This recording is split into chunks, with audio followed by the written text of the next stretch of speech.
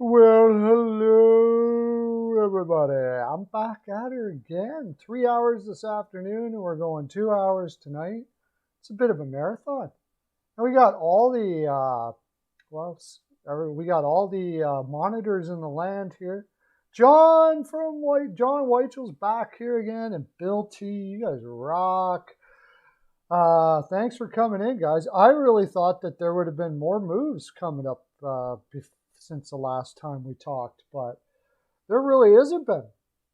So we're going to have to look at, I'm going to go into some rumor stuff and see what we can find here about some things that might happen. I mean, the only big moves that really happened were Colorado Avalanche for signing Kiefer Sherwood, and it's a two-way contract. I thought he might get a one-way,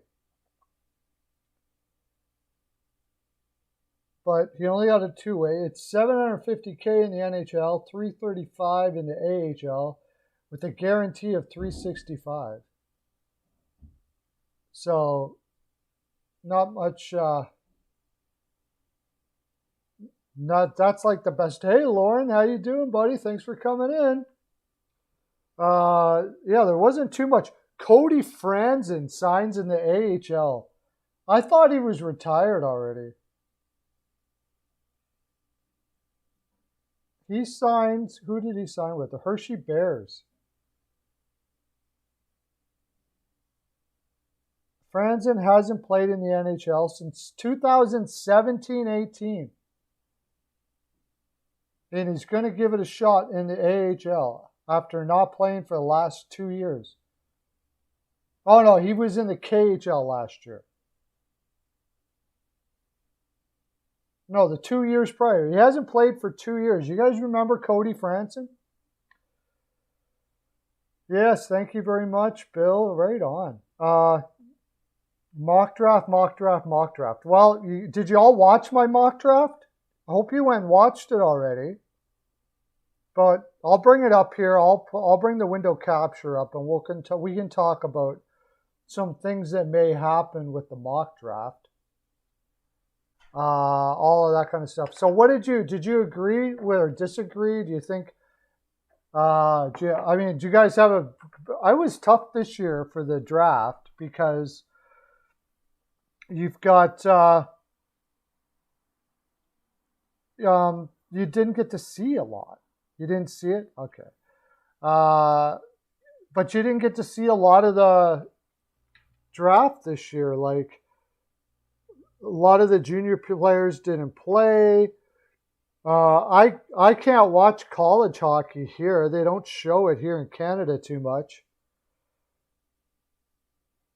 So it's really been hard to watch anything that any of the players. So I'm going off of last year, and I think that's what most of the teams are going to be going off. Now, I think for teams that are like really killer projecting players, which appears to be like the LA Kings, the Columbus Blue Jackets. I didn't get down to the Canes. I only did the top 15 because this year after 15, who knows? I have no idea. Like this year, who they projected number 19 might not even be a first rounder this year. Like they are talking about the draft like pretty much impossible to figure out who's going to play, who's going to do what where this year. Like which team is going to pick which. Because a lot of like I said, the teams didn't get a chance to see them except for last year. But I think it's going to be a huge advantage for teams that draft really well. But we can look at it. I'll bring it up here. I'll bring up the window capture. Do I still have the draft? I didn't get rid of it, did I? Oh, maybe I got to bring the draft up here somewhere.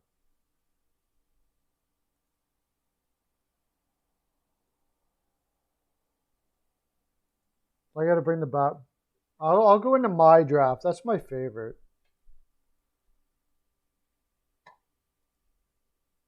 They just updated it not too long ago.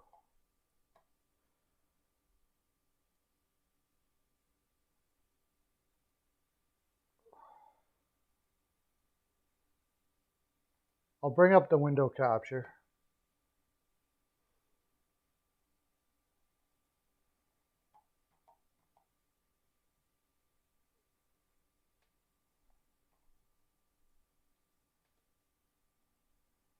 Okay, you guys can see that now.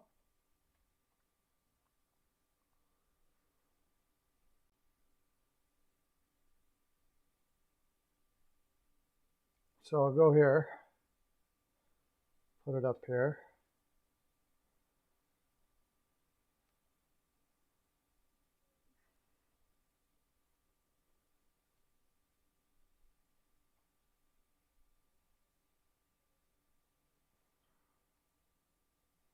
So, okay. What's going on?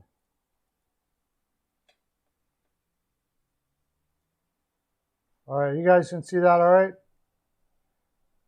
Zach Hyman hasn't happened yet. No, I got to get you guys up on my phone here so I can see it while I'm doing this. Otherwise, it's going to look really weird.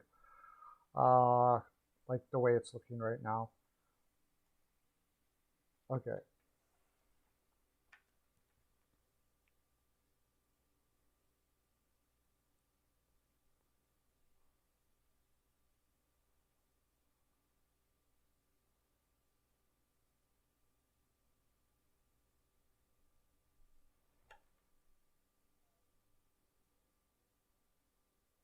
Okay, so the first pick, of course,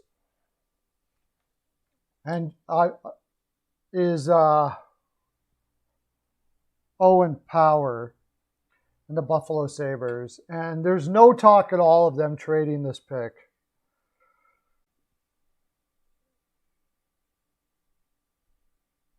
Yeah, let's do 800 subs. Yeah, absolutely. Hit that like button, get some people in here, get some people that normally don't come into the stream. A good thing to do, when I said that, when you're on Off the Wall Hockey stream, just if you're a mod here, just kind of tell people about this stream as well. You can do that on Off the Wall Hockey John's stream because he's part of the Steel Flyers All Sports Network. So we promote each other with no problems whatsoever. I wouldn't recommend it on any other streams though, but on Off the Wall, yes. Remember Peter Holland. Yeah. So anyways, now I've heard that it might only be a 5 or 6 year deal, but we'll see. I don't know. I sure hope it's not an 8-year deal for Hyman. That would be not good. And it hasn't happened yet. But Owen Power is for sure the number 1 pick here, I would imagine. There might have been some questions about it until the World Championships, and then after that. He's from Michigan. So he played for Michigan. Is he from Michigan too? Should look that up. Where is he from?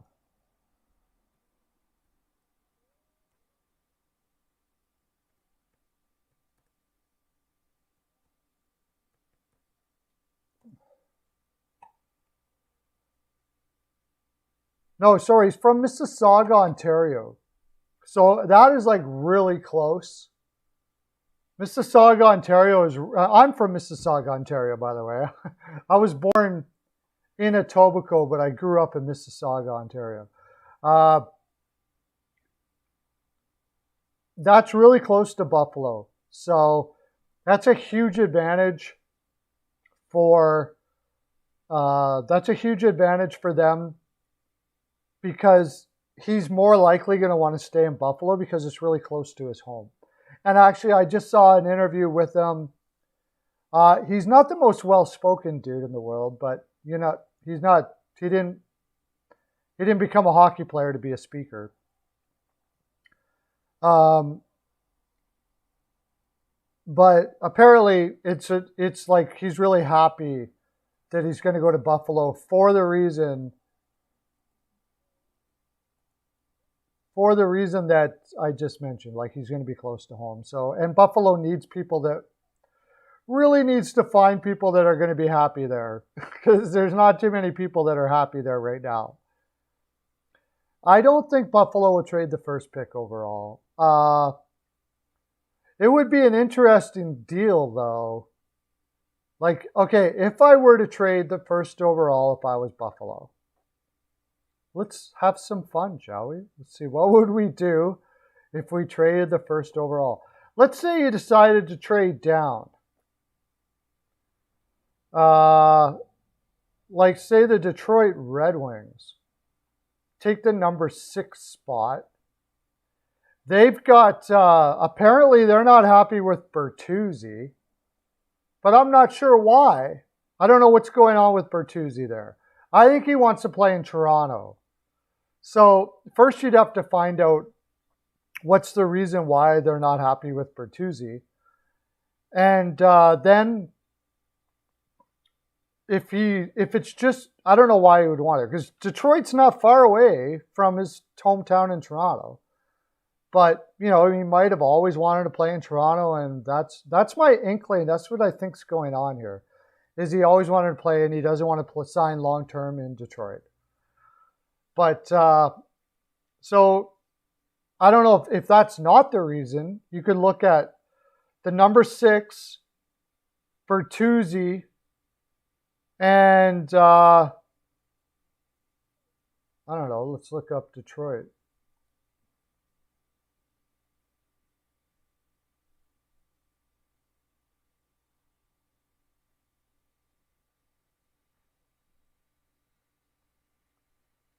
Darcy Kemper. You're trading the first. Yeah, I don't think they're going to do that because next year they have their first next year, and they're going to suck next year. And I know why you want them to have that next year, and same reason why Arizona wants to have it. It's a stronger draft. I don't think that's going to work. Interesting idea. But they could trade Darcy. They could trade their... Toronto doesn't have a first. Is that Toronto you were talking about? They don't have a first this year.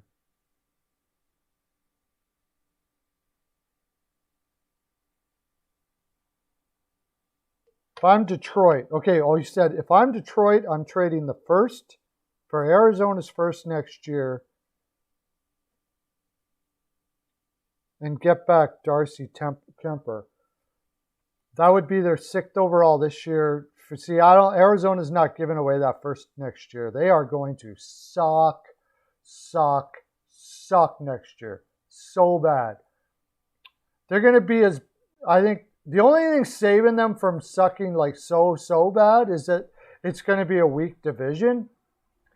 But it's still going to be bad. It's, anyways, what was I looking up here? Oh yeah, who would they trade? Okay, so get Tyler Bertuzzi, assuming he will sign in Buffalo. The 6th overall. And I don't think there's enough here. Their defense blows. I do like... They do have some interesting D coming up. They won't give you Moritz Seider, I know that. No way.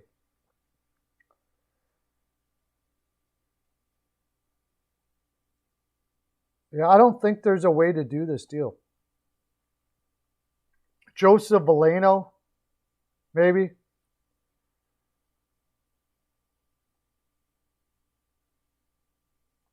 I don't think they would part with Marcus Raymond. Joseph Valeno, who's probably a third-line center in the NHL. Tyler Bertuzzi in the 6th this year for power. I don't think that's enough.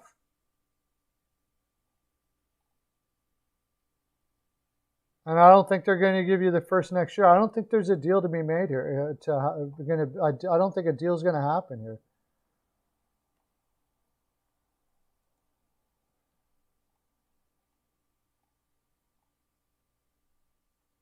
Anyways, let's go back to the draft.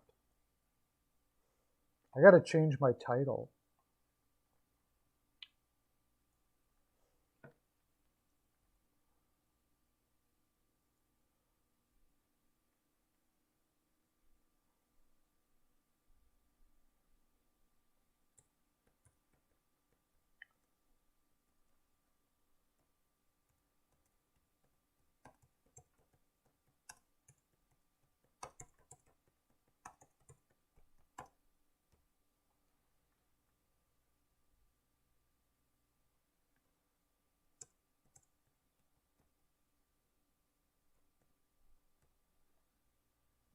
Okay.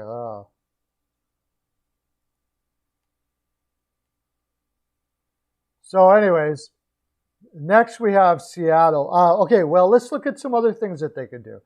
Owen Power, if Buffalo were to trade their first overall pick, Beniers will probably go to Seattle. Yeah, I think this is kind of cool. I think New Jersey Devils have the 4th and the 29th, but I think they're just happy with getting Luke Hughes. That's the thing. However, if they've got an opportunity to get, it depends how much, it also depends on how much better people think Power is than, say, Hughes or whoever they want to pick. Other than that, I think you'd have to look at teams that are kind of looking at getting younger. You could try to trade the first overall to Tampa Bay and pick up a crap load of players, maybe. That would be like making this rebuild a lot faster. Maybe not a bad idea, actually. You could trade I wonder if Tampa would do this. Okay. Owen Power. You're going to get Owen Power. So you could get Cal Foote, who is a 22-year-old defenseman that is probably going to be like a defensive defenseman. He had 28 points in 62 games for the Crunch on 1920. He played 35 games for Tampa Bay last year. He only had 3 assists, but he looks like he's going to be a good player. He's big. Let's see. He's 6'3". His skating is meh. He's like okay, but they could trade. They get Cal Foote, Alex Killorn, who's 31 years old. That's not really.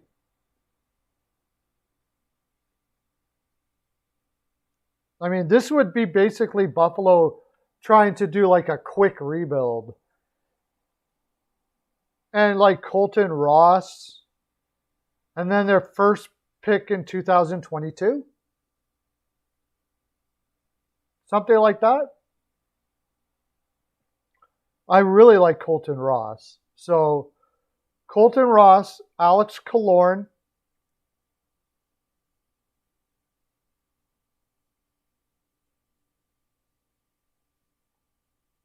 Cal Foote, and a first in 2022. What do you guys think of that?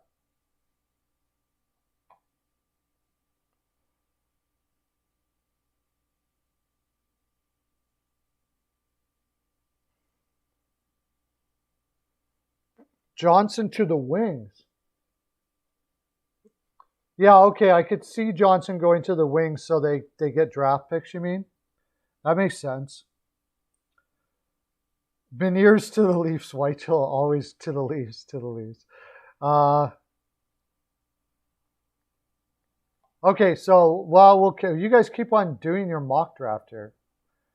I was trading my first overall. I just started trading Buffalo's first, and you guys are already doing the whole mock draft.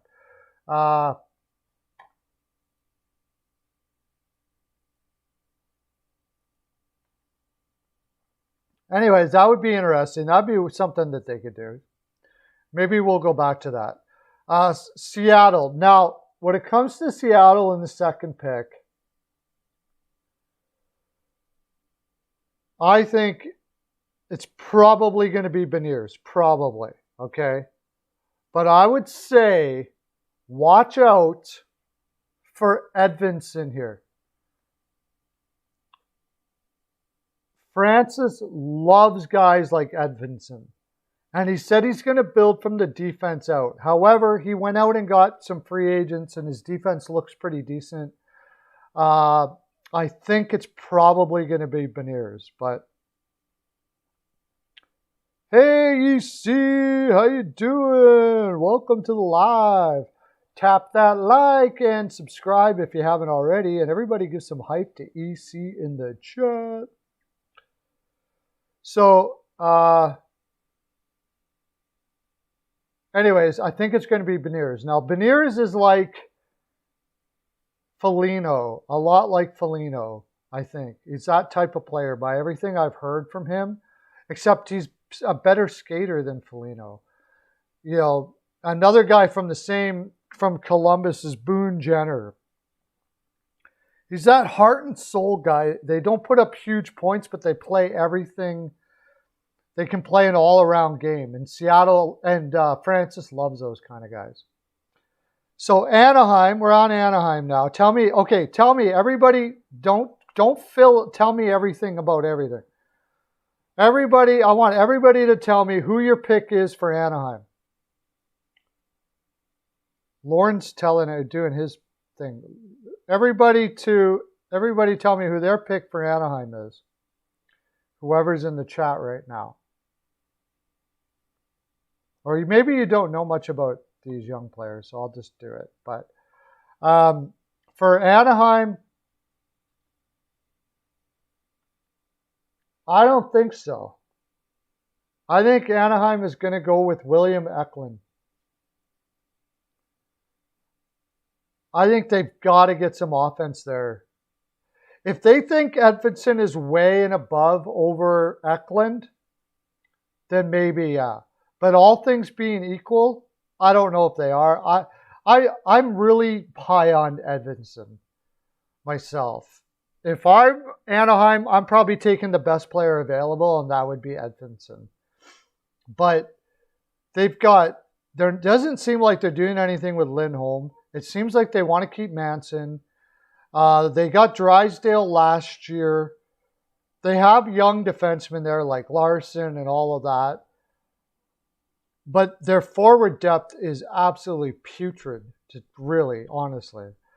And Eklund put up more points last year than any other rookie in Sweden, including Holtz that got picked up last year by New Jersey in the first round. I have a feeling they take Eklund. I probably would take Edvinsson here. Going down here, I also like Brant Clark quite a bit too. So, but we're going to New Jersey now, and that would leave Hughes to New Jersey. Now, I think Brent Clark might be the better defenseman in the long run, but I think it might be too tempting for New Jersey not to take Hughes when they have Jack Hughes there already. And it makes it a lot better for contract talks if you've got the two brothers there at the same time. So you could get good contracts out of both of them because they get to play together. You could play that line. So I think they go with Hughes.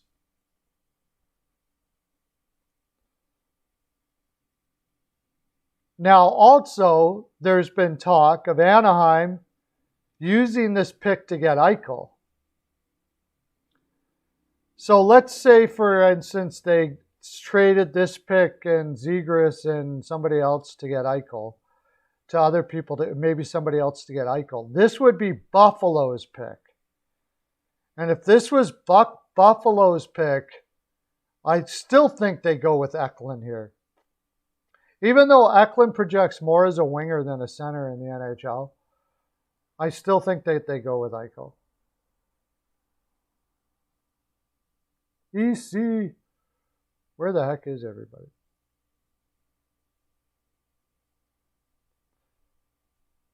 I'm not doing the trades, but I'm just saying, since we're talking about it, I'll talk about like some of the things I've heard, and I'll say if that happens, then I'll do that. New Jersey Hughes. I think Columbus and as you can see, Brandt Clark is dropping like a rock here, and so is Edvinsson. I think it's very possible they go with Edvinsson here. But I also think it's possible they go with Kent Johnson here.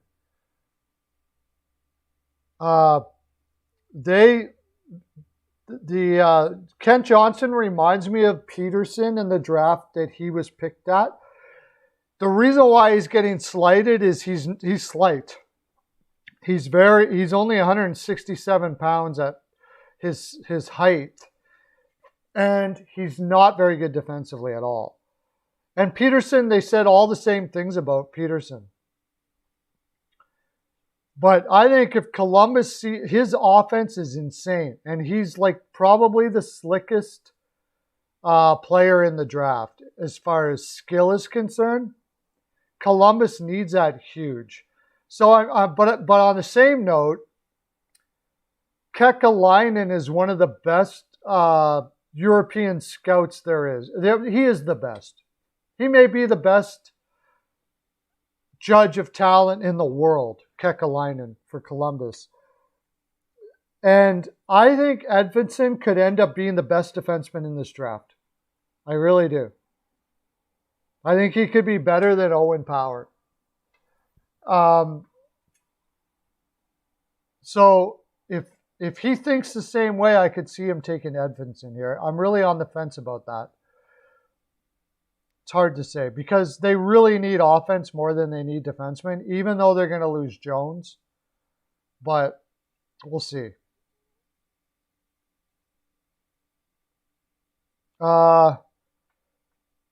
As on the 6th spot, I'm taking, I think, if Edvinsson is here, I think Detroit takes Edvinsson maybe. But I really think they take the Swedish goaltender here.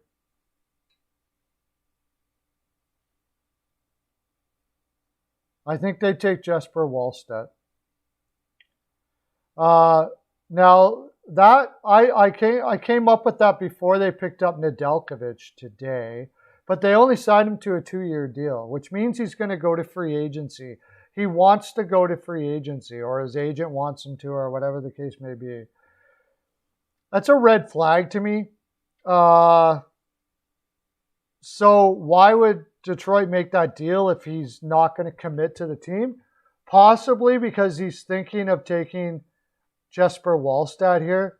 And in 2 years, Wallstedt will probably be close to ready. He's that good. So if they lose Nedeljkovic anyways, they got Wallstedt knocking on the door.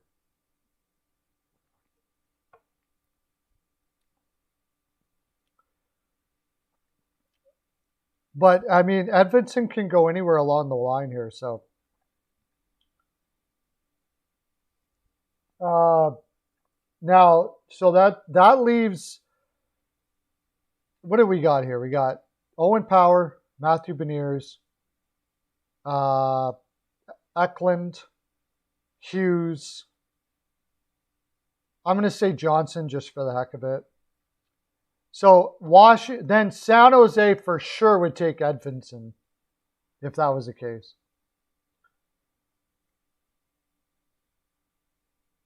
Stillman's not going to be a second round pick. Stillman's going to be a first for sure. I'm pretty sure. Or I'm thinking of Sillinger. What am I talking about? Chase Stillman. Okay. San Jose would then take Edvinsson here. And then LA, I believe LA is trying to trade this pick. LA is trying to trade this pick. So I don't know. Again, this was another one that Tampa Bay might be go to Tampa Bay. Tampa Bay's got a lot to offer right now for a first round pick. So I could see Tampa Bay taking it. But if LA doesn't take it, if they don't trade it for some reason, I have a feel. I really think they're going to. Uh,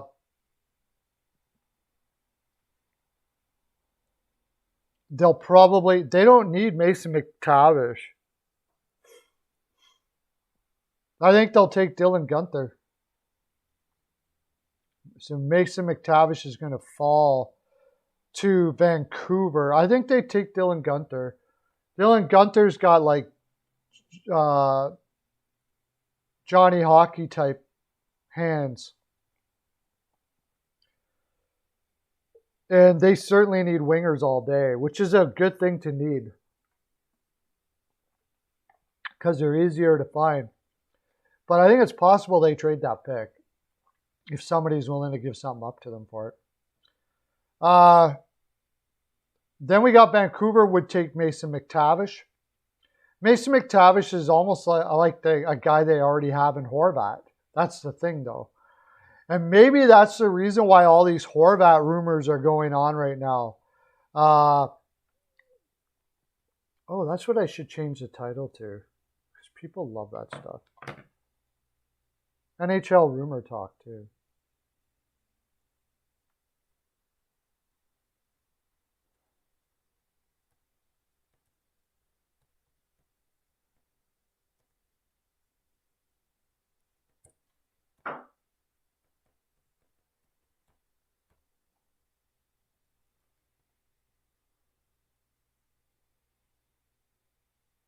Tarasenko's gone, got traded, or did it actually happen?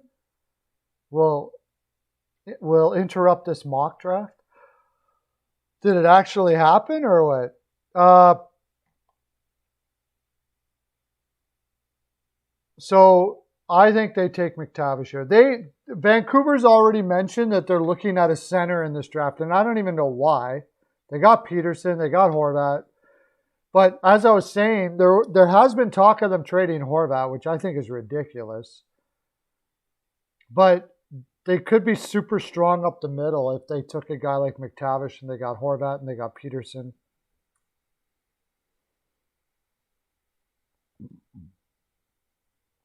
Oh, Chibarov is Tarasenko's replacement, yeah.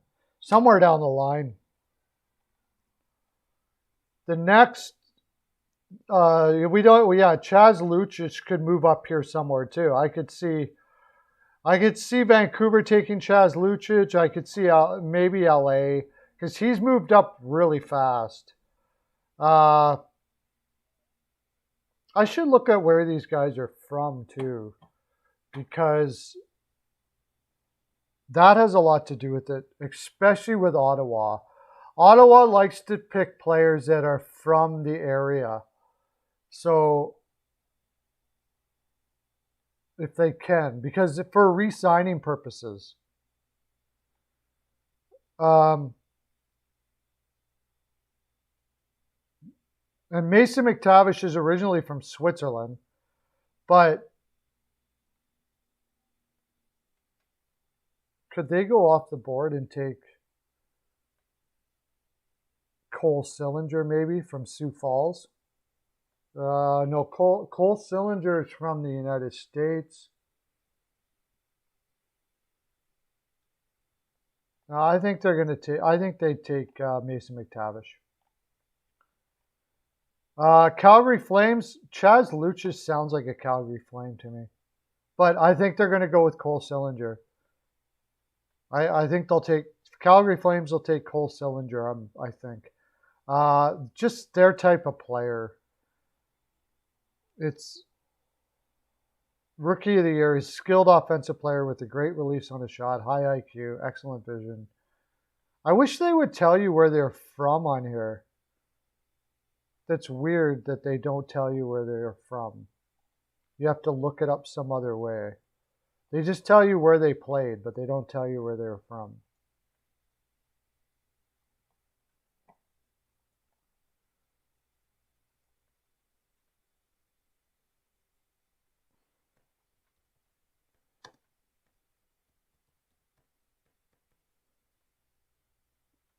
He played with his father. He's probably from the United States, but Sillinger played like all over the place. He's Canadian, okay. Where was he born? No, he was born in Columbus, Ohio. Wow. But he says he's from Canada, so he's got dual citizenship. He probably was born there and then played somewhere else later. Because his father was all from, I think his father played in, Sillinger played for Calgary, didn't he?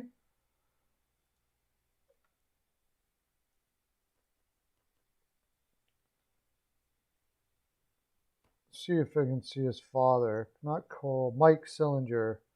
He played for a lot of teams. He played for Winnipeg, I know that. Did he play for Calgary for a short time?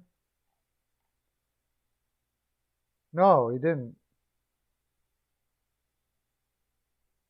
He played for Detroit, Vancouver, Tampa Bay, Columbus. Okay, when he was in Columbus, he was born.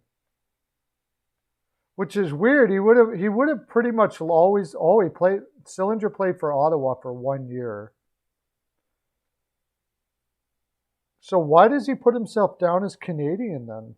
I know he would have had dual citizenship, but he would have lived in St. Louis, Nashville, New York. Weird. Anyways, I think Calgary takes Cole Sillinger there.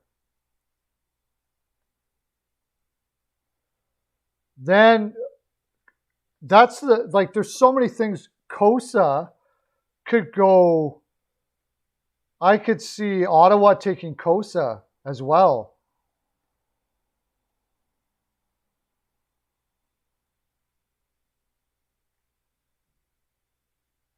I could see Ottawa taking Kosa.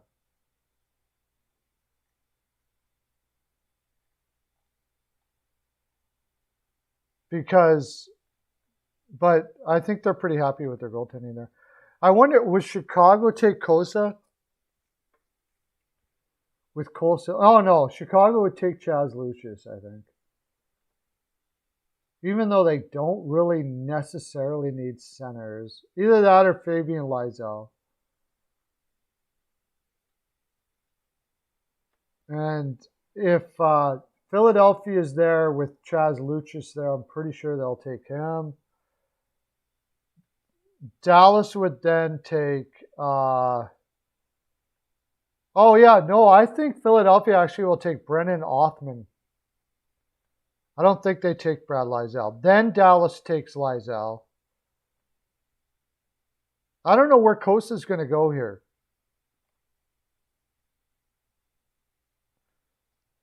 If Detroit thinks that Kosa is going to be available there, they may skip on the kid at 6 and take Edvinsson and then take Kosa at 23.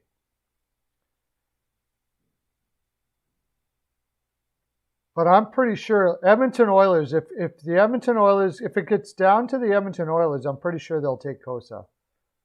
Big, huge goaltender. They don't really have much in their pool. Maybe Winnipeg. It's hard to say who's going to take goaltenders. It's really hard to say.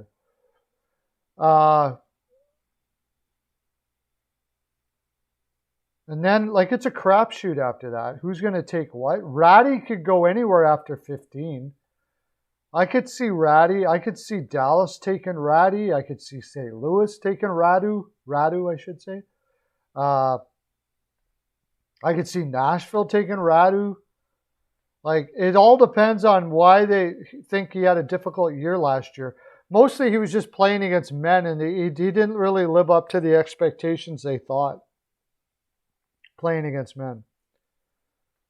And besides that, it's all over the place. You can honestly... Zachary Lahoureux, which means happy, who does not play... He plays like Marchand.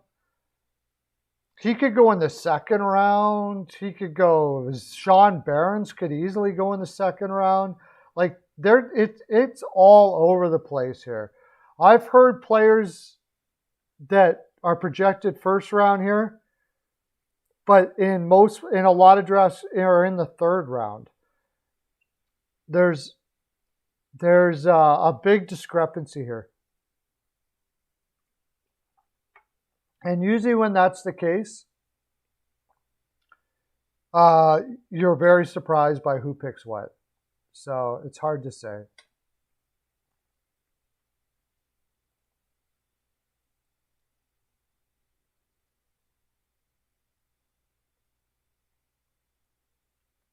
I took my window capture off. Okay. All right. So Seth Jones to the Seattle Kraken. I don't see it. What would that trade look like? If they're going to trade their they'd have to trade their first this year to get Seth Jones. Now, if I'm Columbus, I might do that. If they're willing to give their first, that's the second overall this year to get Beniers. And then with their pick, they can take Edvinsson. So they get Beniers and Edvinsson. Wow.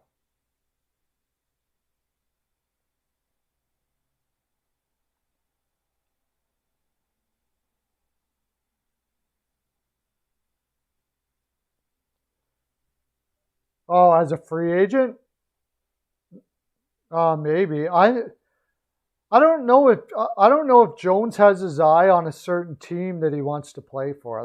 That's a possibility, but I'm not sure.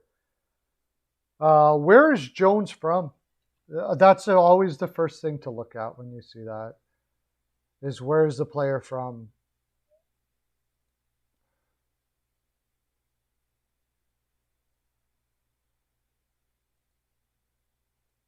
Look it up. Oh, I don't need to do it that way. I'll do it on Cap Friendly. I think he's American, isn't he? Are you guys going to tell me?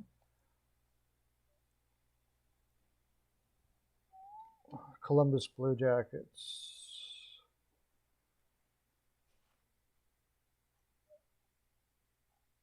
He's from Texas. Is it possible that the reason why Dallas didn't try too hard for Alexiak is that they're going to try to get Jones next year? And Jones wants to go back home to Texas? He could play in Dallas next year. Now, they don't need that. Or they could make a trade right now, because I don't know how that would work with Cap. They could make a trade right now with Klingberg for Jones.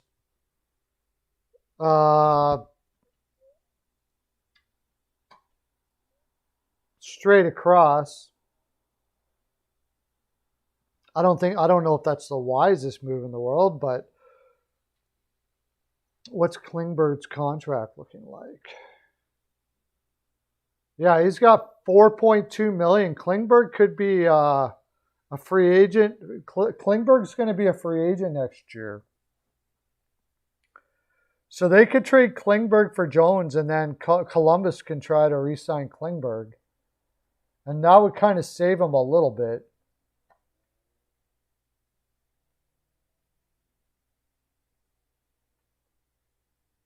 Does that make sense to anybody out there? You trade Klingberg for Jones, if in fact that's what he wants to do. And quite often when players are doing this, I'm not going to sign with you thing, quite often it's because they want to go to their play at home. And if Dallas has an opening, that would make a lot of sense. Now, I don't know Jones. Maybe he just wants to play in a bigger market. Maybe he just it's been tough in Columbus the last few years.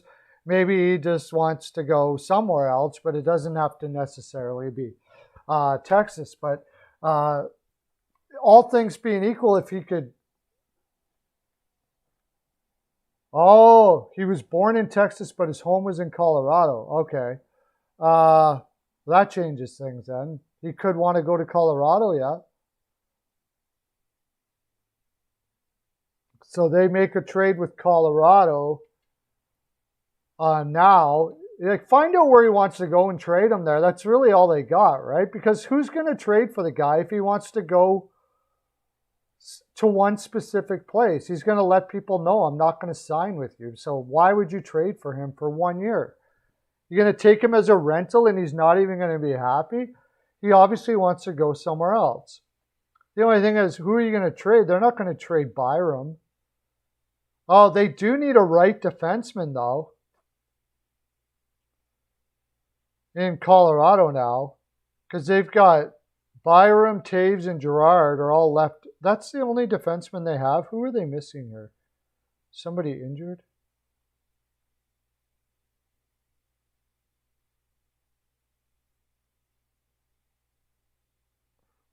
Who am I missing? They do need a right defenseman. Because they lost Graves, right? Graves must have been a right defenseman. Like it's only Cale Makar that's a right defenseman.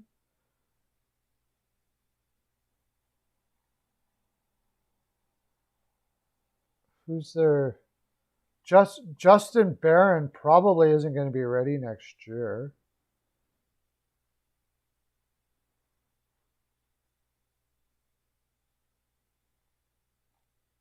Where's the... Oh, let me check their depth chart here.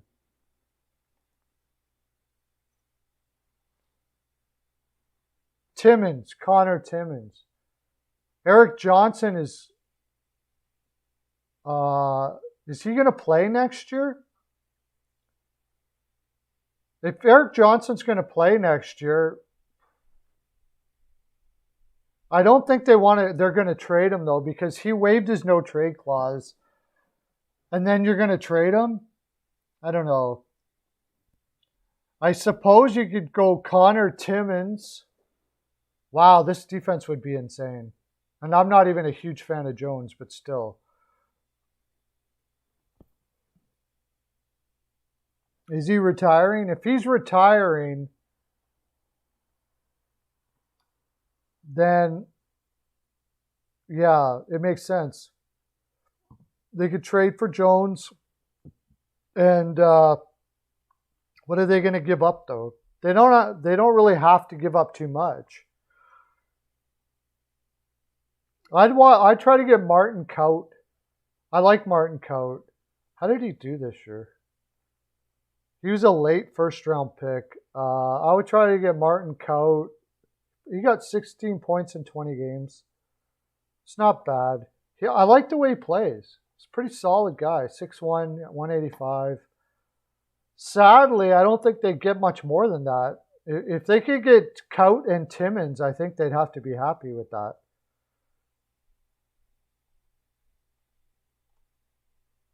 Connor Timmins and Kaut, if they can pull that off. But I don't even know if they're going to be able to get that because they wouldn't have any leverage in that trade at all. If he really just wants to go to Colorado and he won't sign anywhere else, that's going to be tough for them.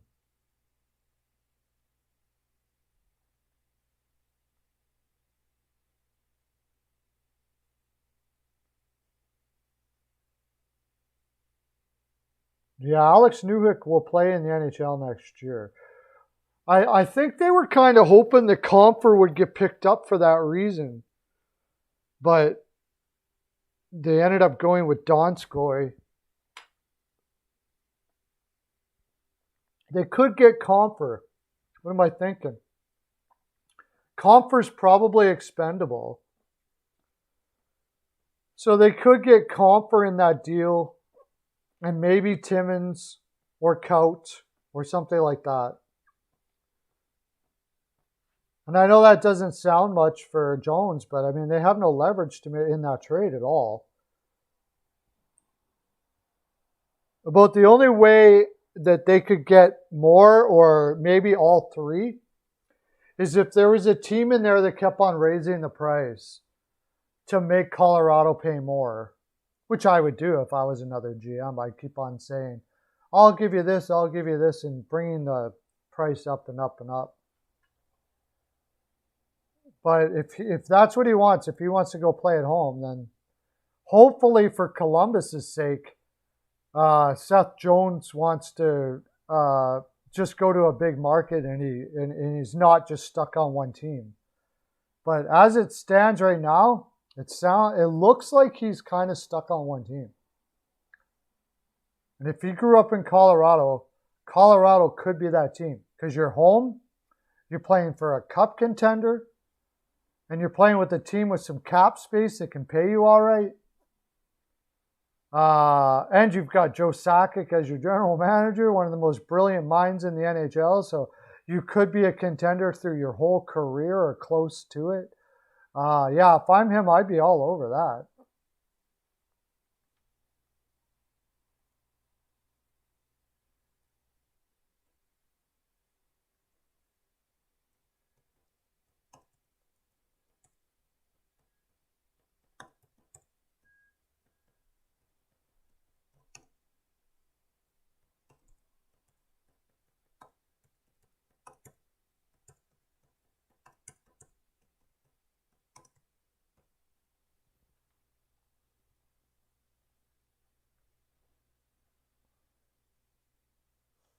Probably.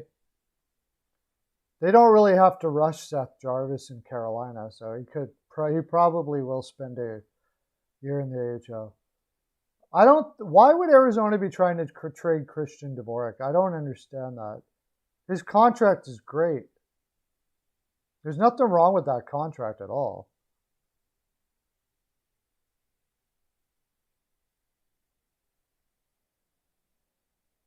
I don't really understand why they'd want to do that. I got to share this live out.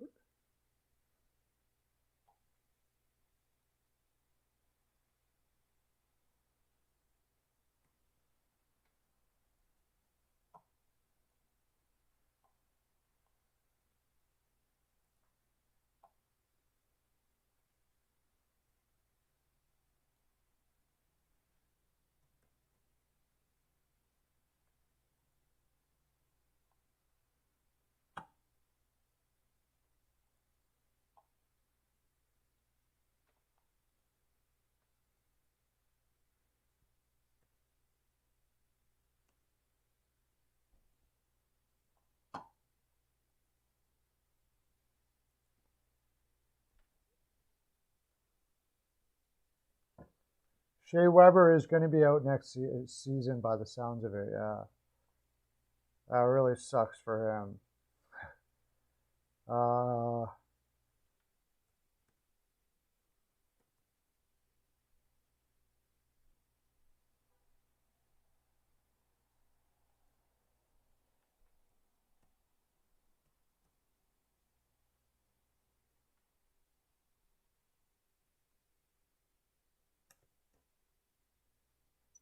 Why the heck doesn't that come up?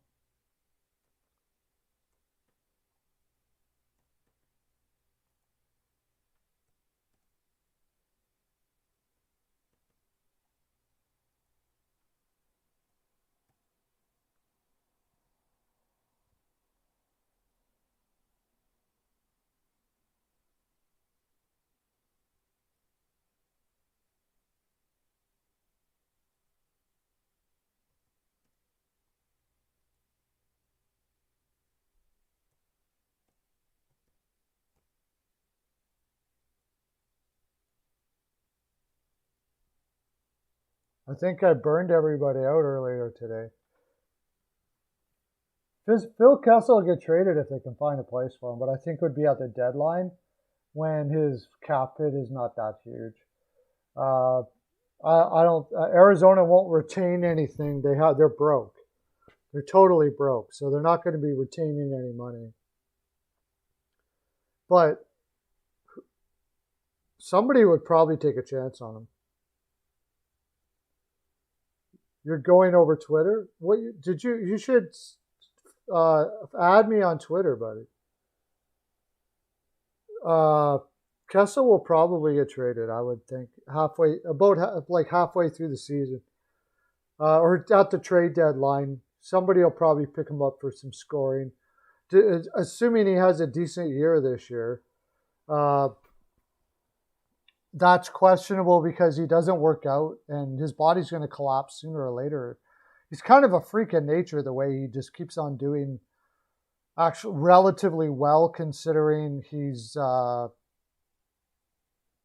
considering he doesn't work out at all basically.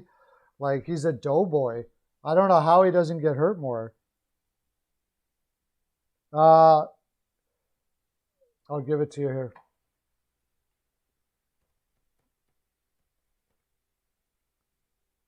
It's right up here all the time.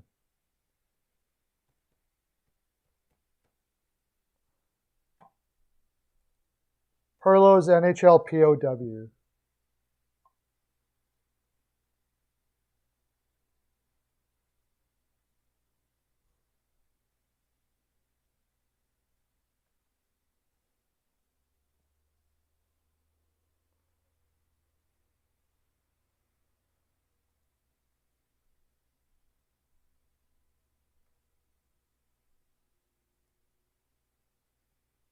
Has there been anything else come up in the last little while?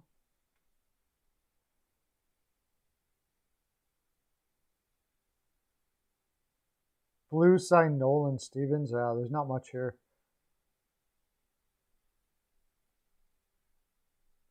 Let me look at. I saw a whole bunch of trade rumors earlier. I'm just gonna go down and like from the bottom. The Detroit Red Wings. I still think the Detroit Red Wings will maybe still try to get another goaltender. I don't know. They got Grice, maybe not. Weird things going on in Detroit. But he's just slowly building. They got a crap load of draft picks. I don't think they do much of anything. The Buffalo Sabres, that's going to be the big thing in the draft because I can't see Eichel not being traded by tomorrow.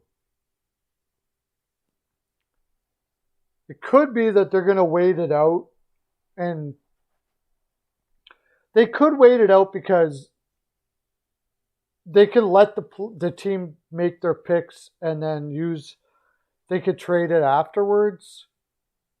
But like it's enough already with the drama there. However, they got to get the most that they can. It's possible that Eichel doesn't get traded till later. It all depends on what the medical records and all that kind of stuff like that. I don't know if any of the teams have got enough information yet where they're comfortable with him going to be okay or not. So that's all going down. I wonder if Eichel is, well, Sports Geeks, woo, welcome, buddy. Thanks for coming in again. We just did a mock draft. You missed it, but you probably watched my mock draft, so you already know what I picked. But what do you guys think? Do you think Eichel's going to be traded tomorrow?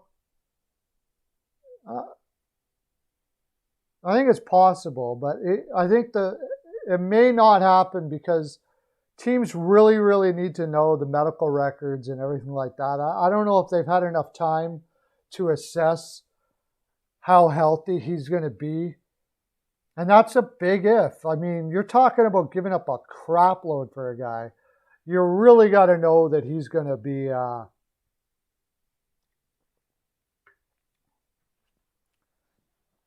you really got to know that. Oh, you got practice? Okay. You really got to know that he's got to be healthy. So I'm hearing Minnesota and the Rangers are the two biggest people right now for him.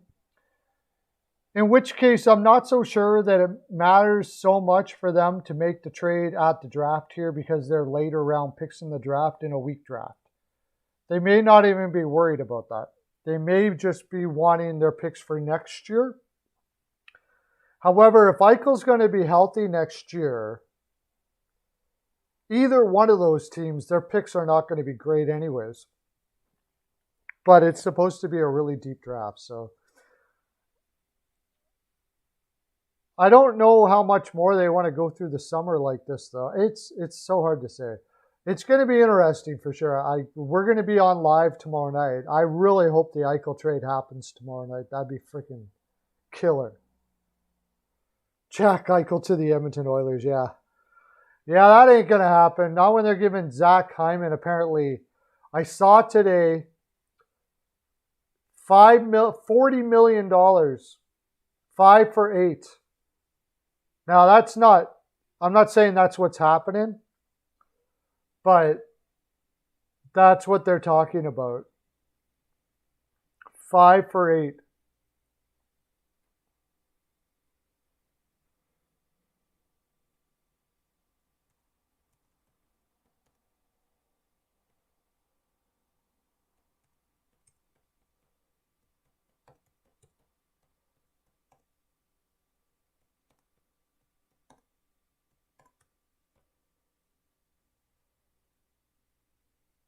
Oh, basketball. $5 million for 8 years. What do you guys think of that?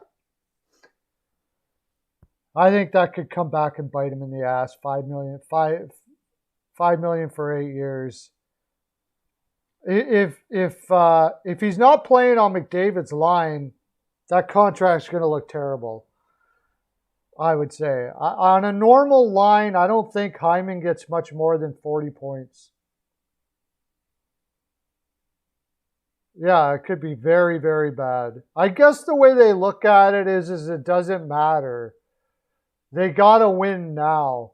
Because if they don't come close to winning a cup here soon, McDavid could do an Eichel and what the hell out. Like, he hasn't had a good team there for quite a long time. He's got a career to look forward to. He wants to win a cup. I don't blame him.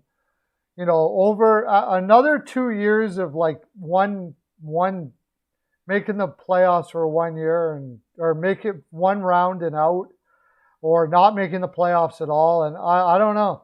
I know McDavid was saying that he had a short-term window for them to get better, and he was going to ask to leave. I heard about that. Where am I from? I live in Edmonton, Alberta now, but I'm originally from Mississauga, Ontario, which is where Owen Power is from, which is pretty cool, I guess. I'm originally from Mississauga, Ontario, but I live in Edmonton now. So, and Dubas was on today, and, you know, he was making some really interesting answers about, you know, the fact that they have such high cap hit. He did mention and he's right. I think they had a plan that might have worked not too bad if it wasn't the flat cap killed the Leafs more than any other team, I think. Like, they had a plan that was fully based on the cap going up.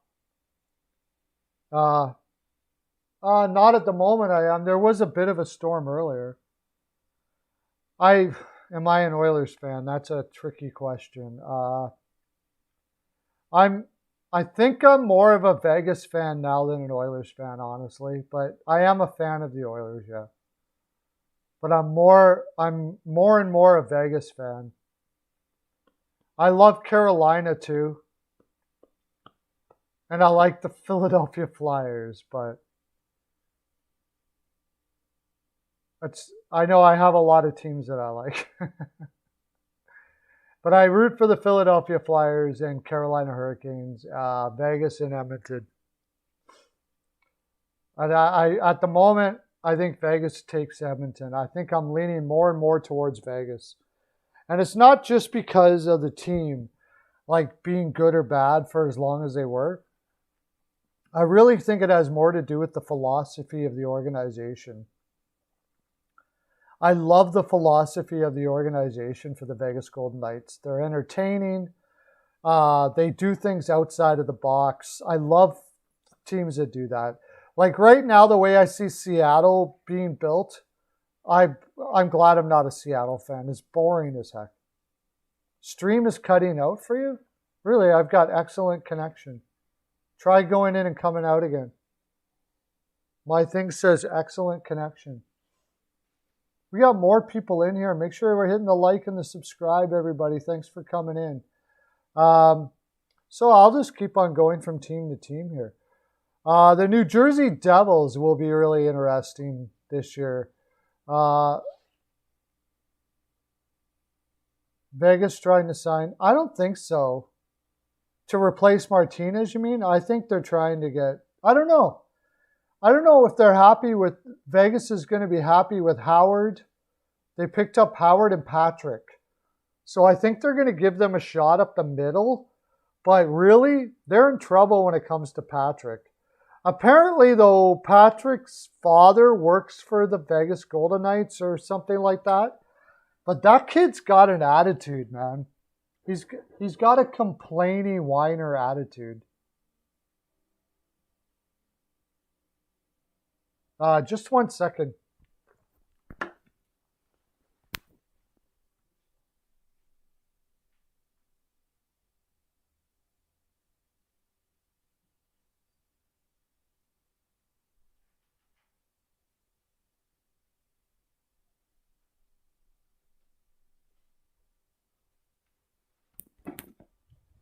I'm going to be on long tonight, by the way. I got nothing to do tonight, so I'm going to go long.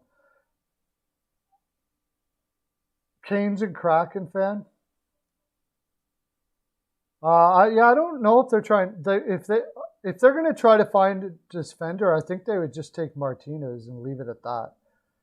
I think they're going to experiment with Howden and Patrick and see if they can do like they did with Chandler Stevenson. If Patrick turns it around, that could look like a killer trade.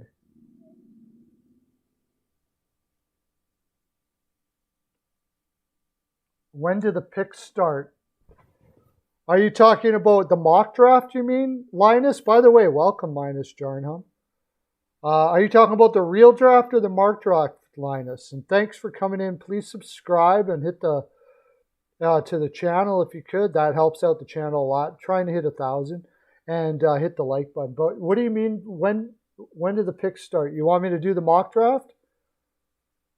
Or are you talking about tomorrow? I think tomorrow it starts at 6 o'clock, and probably the first pick will be about 20 after 6, somewhere around there.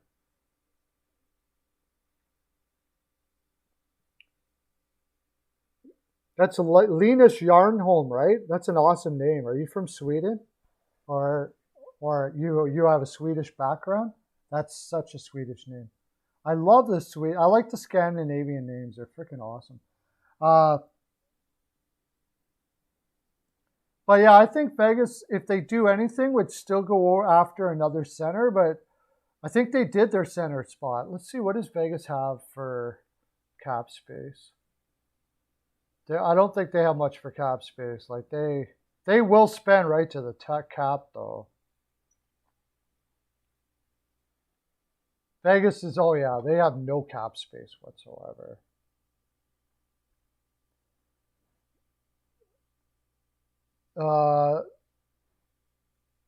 Matthias Janmark, watch him to go to Seattle, by the way. 28 years old, Matthias Janmark. Yarncroc Janmark. He makes sense. They need a center there. I bet you they sign him, Matthias Janmark.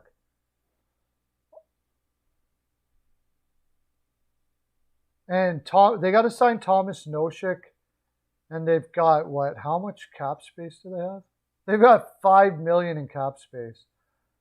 Yeah, they're not doing too much. For defense, though, they got Pietrangelo, Taylor, McNabb, Haig, Whitecloud.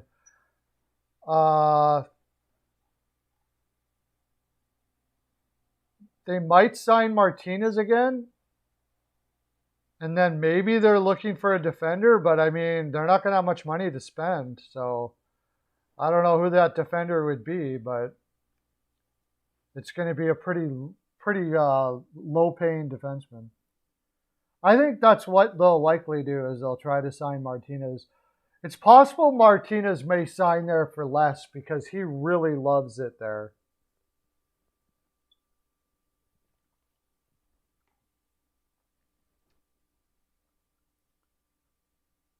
He really loves it in Vegas. So, oh, thanks for coming in from Sweden. Sweet, buddy.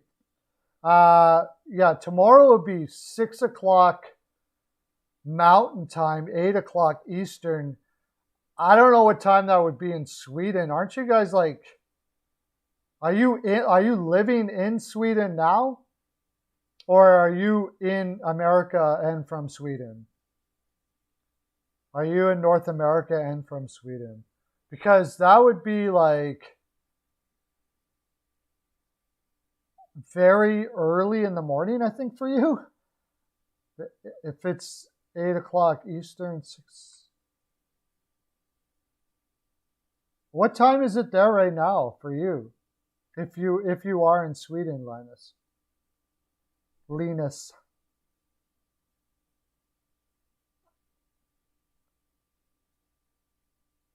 I don't think they have to move money out. They're just right up to the cap, so they're gonna have to roll with what they got.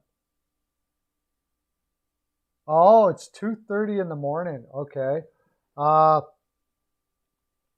well, awesome that you're coming in. By the way, thank you very much. That rocks. Uh, I'm glad. I'm honored to have you here. 2:30 a.m. now, and it's 6:42. So it's going to be the same time tomorrow morning. Are you going to be up at 2:30 in the morning to watch that tomorrow? Are there some players, some Swedish? Oh, are you looking at Ekholm? You want to see where Ekholm is going to go, right? Are you a big Ekholm fan? I have a feeling Ekholm is going to go to the Anaheim Ducks. He put out some sick numbers in the Swedish Elite League for a kid, 18-year-old, 23 years old.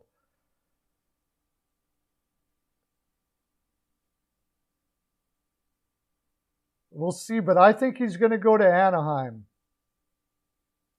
Unless, because Anaheim was there was talk about them trading for Eichel, but apparently they're out of it now.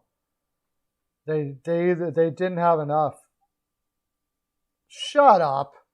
You played with Eklund? Are you freaking kidding me right now? Come on.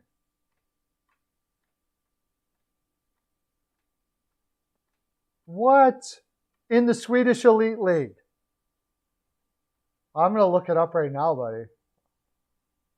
Did you play in the Swedish Elite League, or did you play before the Swedish Elite League? You played with them in like Swedish junior leagues or whatever?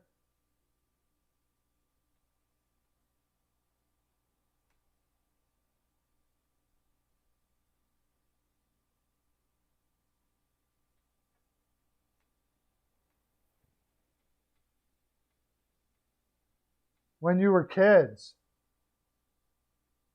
Well, then you're certainly going to be wanting to watch well, how do you not know what time it was starting at then?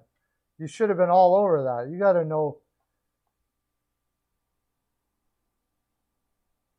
Eklund to the no, too late. Eklund's going to be picked up before that. Eklund's going to be a top 4 pick.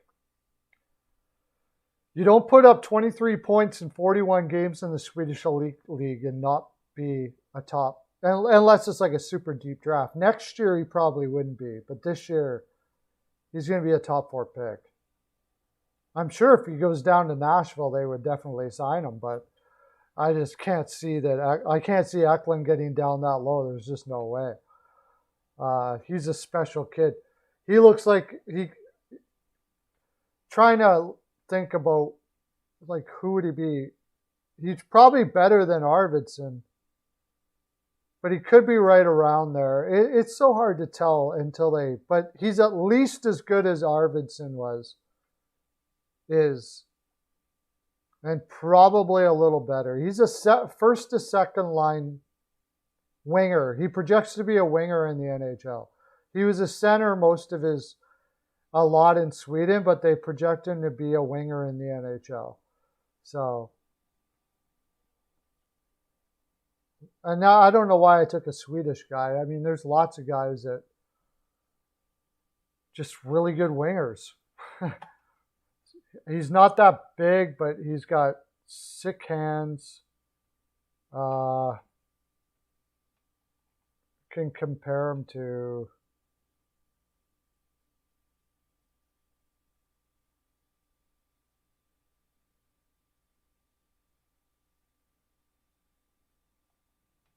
probably a Colorado Niederreiter, maybe as good as Teuvo Teravainen. That would be his high side. Teuvo Teravainen would be his high side. About Arvidsson, I think, would be the low side, unless something drastic happens and he changes his projection where the Swedes are coming back. The Swedes never really left. I mean, they just consistently put out good talent most of the time.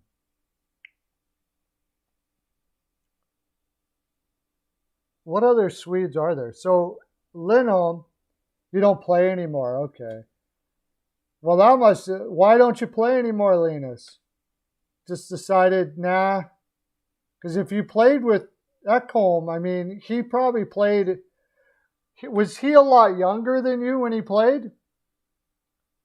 Because he probably played above leagues all his career, I would imagine.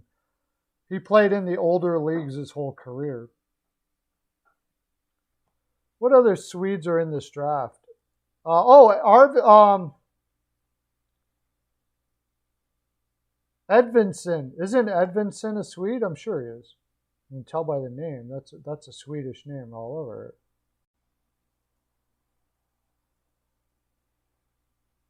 Yeah, Simone Edvinsson. That's the other Swede. And then there's Simone Robertson. Also, what did they say about Simone Robertson?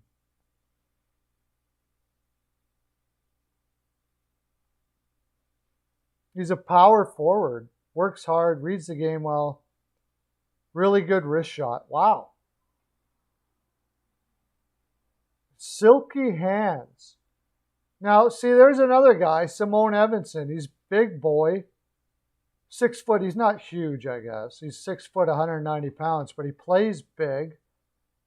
Wonder how his skating is. They have him at 20th. Like, he could probably go from all over the place. I don't think they need centers there. What gives you the idea he's going to the Winnipeg Jets? The Nords need to come back? I don't think so. Not now. We need to keep on expanding in the United States, I think. Do you know Edvinsson, Linus Yarnholm? Probably, like, you couldn't play with both of them, did you? That would be something else. Linus, did you play? Do you know about Edvinsson? The guy looks like a beast, man. Edvinsson looks like Jalmerson, but skates better and has a more of an offensive upside. Like, I think he could end up being the best defenseman in this draft. I really do.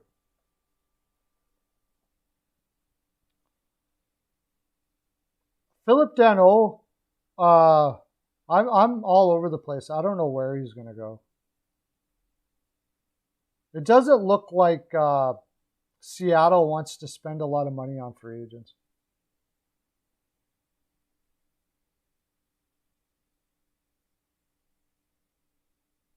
Well, it doesn't matter. Frick, you played for the Swedish junior gold medal? Wow, that's incredible, dude.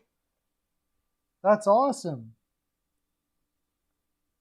Just to make it there is pretty impressive, man. Not too many guys can make it that far. I played here in Canada for some pretty high levels, but I never got that. Let me look you up, dude.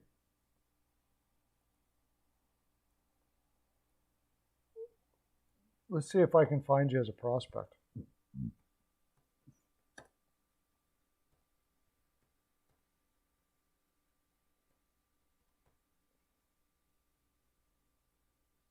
Make sure I got that right. Linus Yarnholm.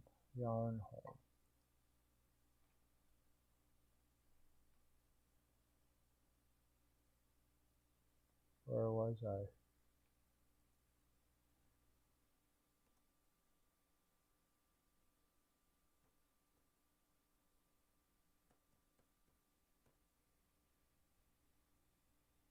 Linus Yarnholm, Elite Prospects. I got you here, buddy. Oh, they don't have your face on there.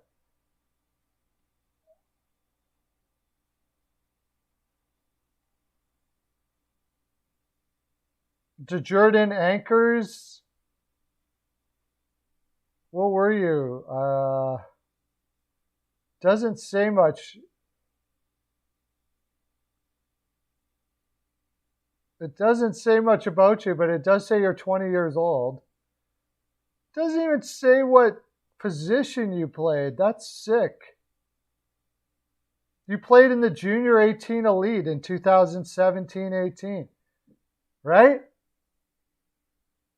Yeah, it's there. It just, what position did you play? Like, you played in the Junior 18 Juniors, and they haven't even updated they don't even have you as, have what position you played or anything. That's a big accomplishment playing for the World Junior, or playing in the World Juniors, even if you're not like a major. But they do have you in Elite Prospects. But they don't have your position or anything like that. You were a defenseman. Okay. That's pretty cool, man. When did you stop playing? We have a Swedish defenseman here that played in the World Junior Championships and won a gold medal. Like, woo! That's awesome, man. So cool. We have a junior gold medal winning defenseman in our thing now. That's awesome. Tell all your friends about me. Tell them to wake up I do this in the afternoon on Monday, Wednesday, and Friday at 3:30 in the afternoon. So if it's 2:30 in the morning there now, probably getting close to 3 now, 6, 7, 8, 9, 10, 11, 12, 1, 2, 3, 9 hours difference. 1:30, 1, 3, 4, 5, 6, 7, 8, 9. It'd be 11 o'clock at night. You can come on.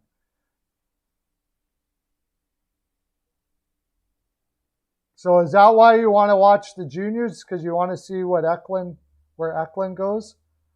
Or you just like juniors? Do you like NHL hockey still, or do you watch more Swedish hockey?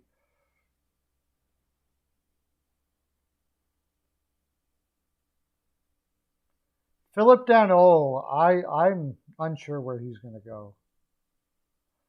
He's been offered $5 million for 6 years by the Montreal Canadiens, and that offer still stands. The question is somebody going to offer more than that for Danault? Okay. What's your favorite NHL team? Let me guess. Can I guess? I'm going to guess it's the Vancouver Canucks.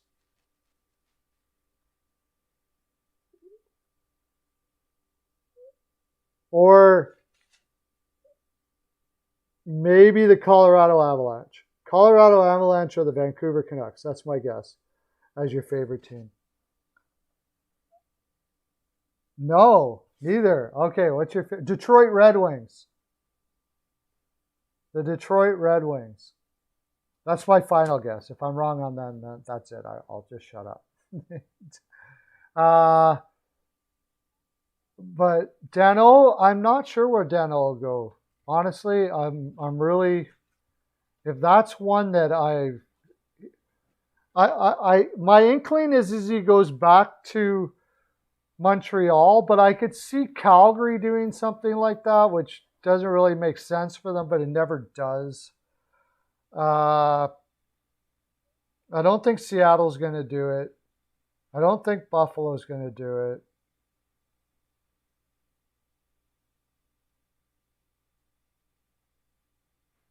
there's not too many teams that are going to pay that much for a guy, even though he's a Selke defense center.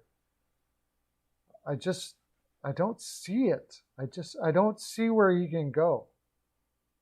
My thinking is it's Montreal or who did I say? Maybe the Columbus Blue Jackets, possibly, if he's willing to go there. But, I mean, that's a lot of money to give a guy that can't score points. That's simple as that, just flat out.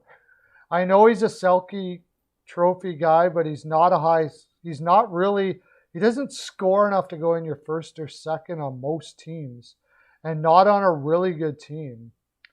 So I'm just not sure who's going to value his game that much. He might be disappointed and end up just taking the Montreal money, I think.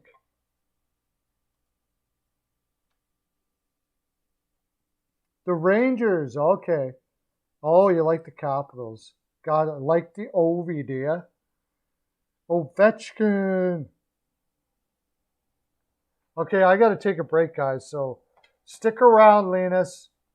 Little you know, I have sponsors that pay my bills. I do this for a living, so I got a sponsor coming up here, and I'll be right back. I'm going to grab a coffee and be ready to keep on talking to you guys about where Danault is going to go. But honestly, I have a really difficult time thinking where he may go.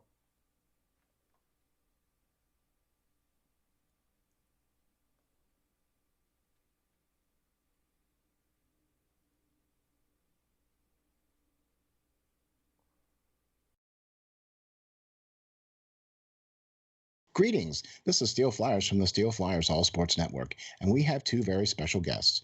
We are delighted to be joined by Tracy Musser and Nicole Howard from the Canine Country Club Resorts. Tracy and Nicole are both managers for CCC Resorts and work at the Windsor or at the club, one of two locations both in Manheim, Pennsylvania. Congratulations on your 30th year anniversary of being in business. Let me start off by saying this. Steel Flyer stands behind this company 100%. Taken care of Steel Flyer's furry friend for the last 2 years now, and they are a one-stop shop for everything your furry friend needs. In fact, let's find out what our friends at CCC Resorts offer. Nicole, how are you today? Good. How are you? Doing great, thank you. What are some of the great boarding services that you guys offer, and what do we have to do in order to get our furry friends taken care of when we are unable to travel with them? Well, we like to bring everybody in for a tour first. That way they can see the behind the scenes, they can see where they stay, they can see where they play, and then we explain all of the fun things that we can add on to their reservation, whether it be one of our packages, either a nature walk, a ball time, or even a cuddle time. Oh, wow, that sounds great. Boy, it sure sounds like a resort to me. So how are you today, Tracy? I'm doing well, thank you. Tracy, tell me, is it true that you guys have both an indoor and an outdoor pool at the Windsor location? It is true. We've got one of each, so we're able to offer year-round swimming. The indoor pool is a great option for dogs who are swimming for therapy or rehab. It's got that sloped entry so they can wade into the water. Our outdoor pool is a little bit larger, and it's 4 foot deep the whole way across. And both of them are saltwater pools, so it's really easy on the dog's skin and coat. Wow, that's very awesome. So then during the summer months, you have a much deeper pool outside and then a sloped entry shallow pool indoors for the dogs. Tracy, tell the folks how we can get some pool time. Well, the first thing everyone does is come for an intro swim. We use that time to make sure the dog is comfortable in the water. We make sure they know how to get out of the pool safely, and we go over all the pool rules and etiquette with the clients as well. After that, they're able to schedule private appointments where they have the pool to themselves, or they can invite friends and have a whole group swim going on. So after a dip in the pool, then it would have to be off to the groomers, right? I mean, our furry friends cannot go out looking their best. Nicole, what are some of the great services your top-notch groomers provide? Our groomers, they specialize in full service grooms. We can do the basics, whether it be just a bath and a brush out or a blowout. Or for the extra pampered pooches, we can do nail dremels, we can do deodorizing soaks, and also facials. Wow, man, that sounds like a resort if you ask me. Tracy, I know one of the main programs here at CCC Resorts is the WAGS program. The Steel Flyers dog is enrolled in this program. So why don't you tell the folks what is involved in this and how they can get enrolled? Yeah, the WAGS program is our primary daycare option at the Windsor. It's designed to be a structured program for people who are looking for a set routine for their dog. They all come on the same days each week, which allows them to have set friends, and we know exactly what's going on with each group. So we do a little bit more activities and we build more into their daily routine there. But we've got other daycare options as well for people looking for a little less commitment. We do an hourly care where you can drop them off and just pay by the hour. We also do a day stay option, which is great for the dogs that prefer human friends instead of making friends with other dogs. And then we have a traditional daycare option as well if you're looking for the occasional outing for your dog. Wow, there you have it. A full-service groomer, a daycare program, and an indoor and outdoor pool. What more could you ask for? Sure seems like CCC Resorts has everything covered. Remember, DOG, depend on God.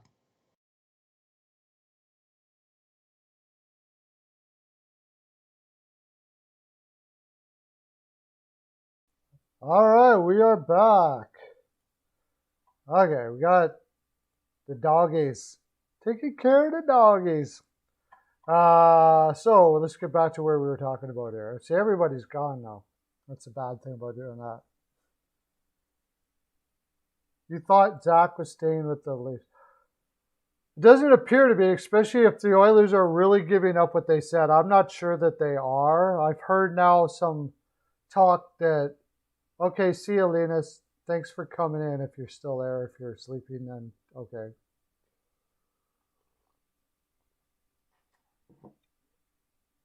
Yeah, you're here. Yeah. Lauren's always here. Lauren. And hockey all day is still here. I know. Everybody will come back. Okay. What do you guys help me out? I can't see where Dano could go, really. He is a Seattle Kraken type player. I just don't see them paying him that kind of money. I totally get why Dano wants to get paid that kind of money. He's probably one of the best shutdown centers in the league. He actually probably deserves it. If I were to say anybody, because of the style, the coach that they have, I might lean the Nashville Predators if they can get rid of Duchesne's contract or Johansson's. They could play him with Duchesne on the wing, but Duchesne's a playmaker and Dano's not a finisher. So it makes that kind of awkward. Right now, I'd have to say the Columbus Blue Jackets. Maybe the Anaheim Ducks, because I know...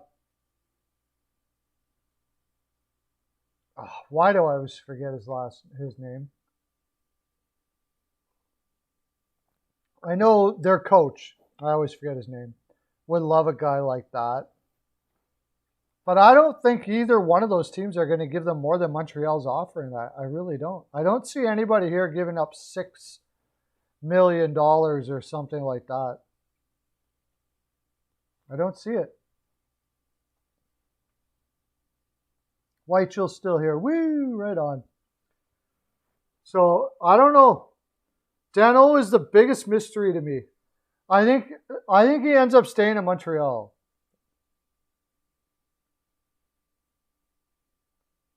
I don't think it'll be the Canucks because the Canucks are having a difficulty with their cap situation as it is. There's been talk about they've been talking about trading Besser and Horvat to get depth in their lineup, which is crazy. But like, I don't know. They must be asking a lot though, because you would have thought that deal would have been done, or it's just bull. It's not true. But I'm hearing it over and over and over again. Besser and Horvat to be traded from Vancouver.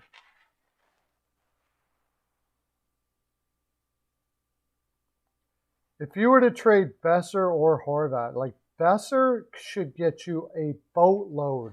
As long as it looks like he's going to sign with the team he goes to, Like, there would be a lineup, wouldn't there? But the thing is they don't want they want depth. They want to trade for depth, so they'd be getting a couple pieces back. It would have to be a team that has a lot of depth. I would say the LA Kings would be the team. LA Kings would be all over that.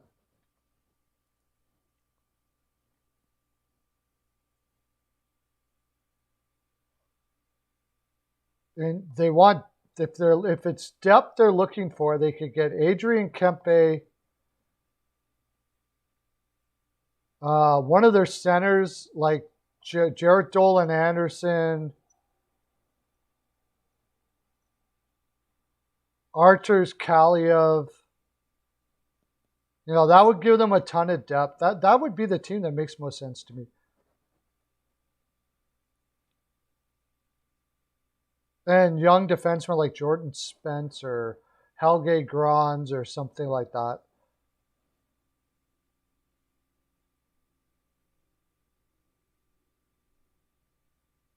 Wow, really? Did they gave the schedule already? I didn't even know the schedule went out yet.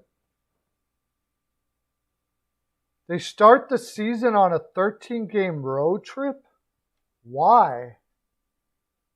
That's crazy.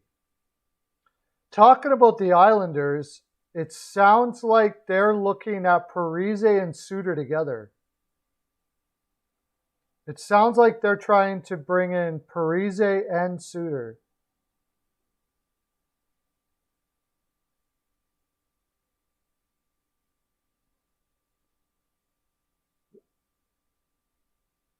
Oh, okay. That's what I kind of thought. That's going to be rough. 13-day road trip. Holy crap. That could put him almost out of it right away.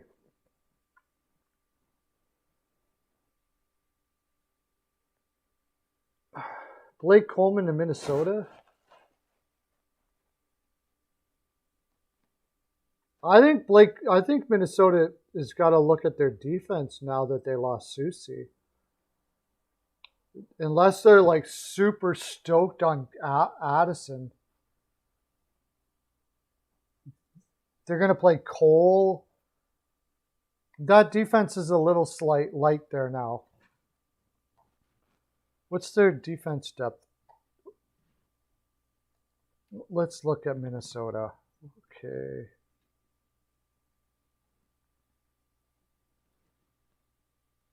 Minnesota Wild.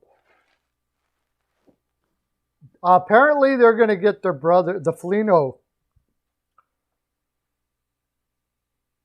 They're going to get Nick Foligno. So that'll be huge. I've heard that all over the place. Right now they have Ryan O'Rourke penciled in on left defense. That he can't be ready yet. They got to get another defenseman. Ian Cole's a UFA. Maybe they could sign him back again. But besides that, they don't have anybody ready yet. Maybe Philip Johansson, 24th overall in 2018. He's only 21 years old. He only got 11 points in 46 games in the Swedish Elite League. That's not really what you call lighting it up there. I'm pretty sure they'd want him to at least come over to the AHL or something. So I'd say they're looking for a defenseman. I don't think he's terrible, though. I think it's a little overrated. I think Matt Dumba's pretty good for the offense he brings. Wait a sec. Did I not see Dumba on that lineup? No. Brodin, Dumba, Ryan O'Rourke, Spurgeon, Fedor Gordiev, and Kalen Allison. Yeah, I'd say they're going to be signing a defenseman or two.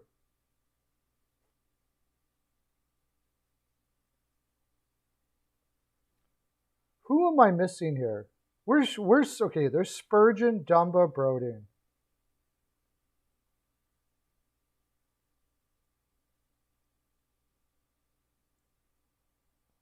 Who did they trade away again?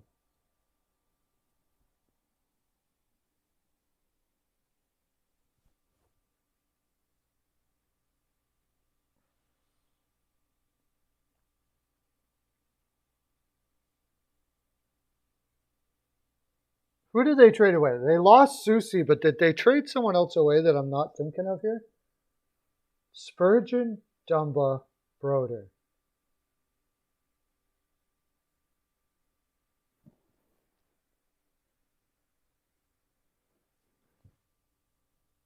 I know they're high on Kalen Addison, but he's only 21 years old. He got 22 points in 31 games for the Iowa Wild last year. They'll probably give him a good chance, but they need another defenseman. They can't be playing Ryan O'Rourke next year. I just can't see it. And Fedor Gordeev, he could play. They could give him a good shot. But, I mean, he only played 7 games in the AHL so far, so I'd say they're looking for defensemen for sure. They could re-sign Brad Hunt, but he's like a 6'7". Like, they need a defenseman. Big time.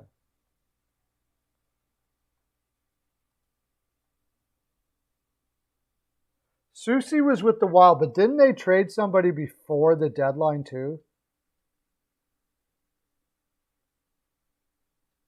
How come I can't think of who that was? They traded somebody before the deadline so they could protect 4 players.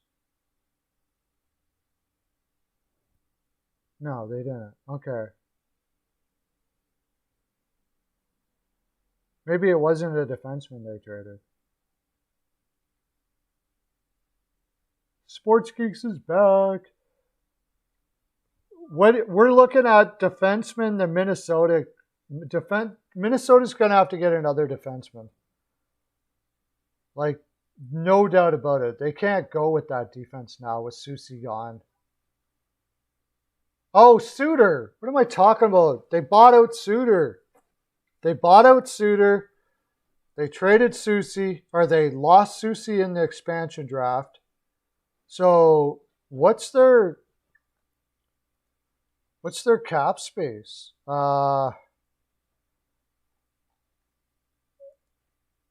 They got to do something. Oh, they got tons of cap space. $29 million cap space now.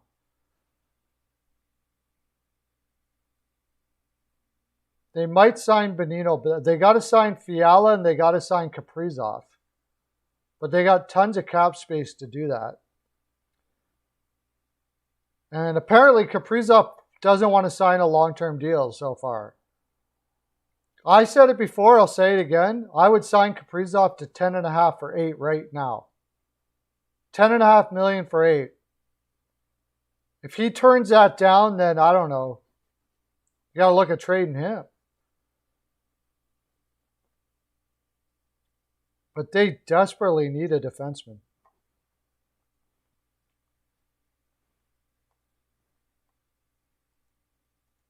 And looking at I guess they could go out and get an older guy like Goligoski. I just mentioned Hjalmarsson. If they want to go to Minnesota, that is. They both were living in the beautiful, warm. They could probably get Tyson Barrie. I don't think that's wise, but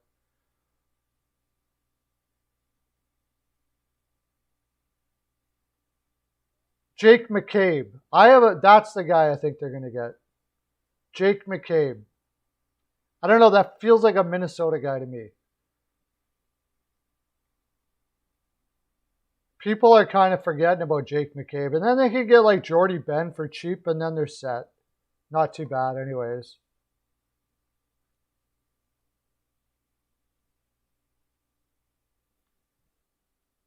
Yeah, that's the other. Yeah, they do. They avoid players because of their agents, or You know, there's a lot of things we don't know behind the scenes. Like, I think a lot of times when things happen that don't make sense, it's usually because a contract or a player has made it clear that they want to play somewhere else or something like that. Yeah, they could sign him back, I guess. But I think Pattern's career is getting he's like a seventh defenseman now. He's starting to lag behind in the career there. Greg Pattern. But, you know, he could be him, but I really like Jake McCabe. I think Jake McCabe would work out well. Where's Jake McCabe from? Look, he would still be on Buffalo's roster, right, as a free agent?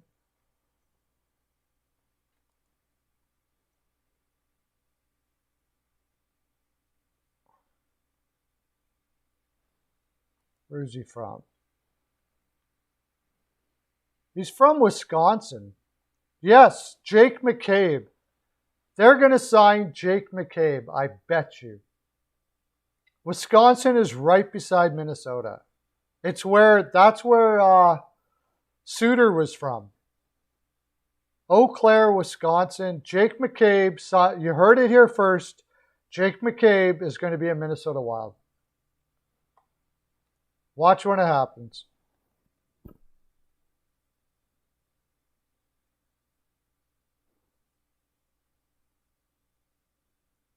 Hey, Islanders for life. Wow, cool. Thanks for coming in.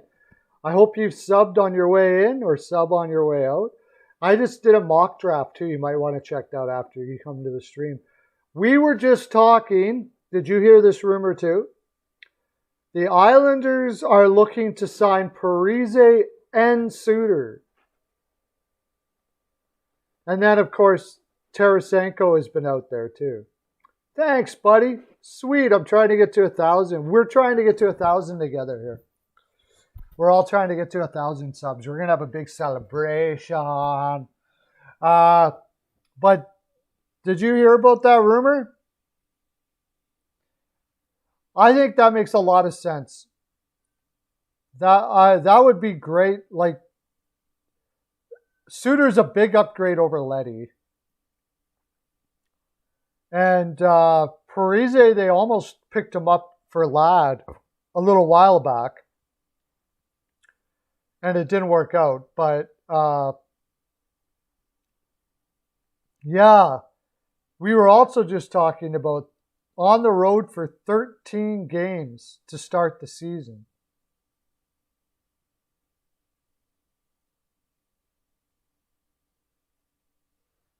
That's going to be a bugger, man. I think Cizikas will probably stay with the Islanders.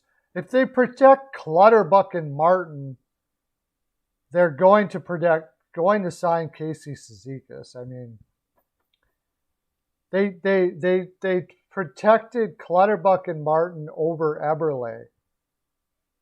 So I still got to think, since you're here, buddy, the Islanders fan for life, who do you think? Do you think that after they sign Suter and Parise, which I think they'll get at a pretty reduced rate, who do you think they're going to get as a winger? Do you think they're going to get a winger? Tarasenko has been, but if it's not Tarasenko, who else do you think they might get? Because I think they really do, like, they finally have to look at themselves and say that they really need a scorer for Barzal. It's almost not even fair. Like, you lose to Tampa Bay twice in a row, and it's mostly because there's not enough scoring in that lineup. I was thinking call up Seattle and see if they're willing to part with that Donskoy guy. Problem is the Islanders don't have a lot of draft picks. Yeah, he could even make league minimum, Parise, honestly. And Suter, I don't know. I have a feeling he's going to get something close to $5 million.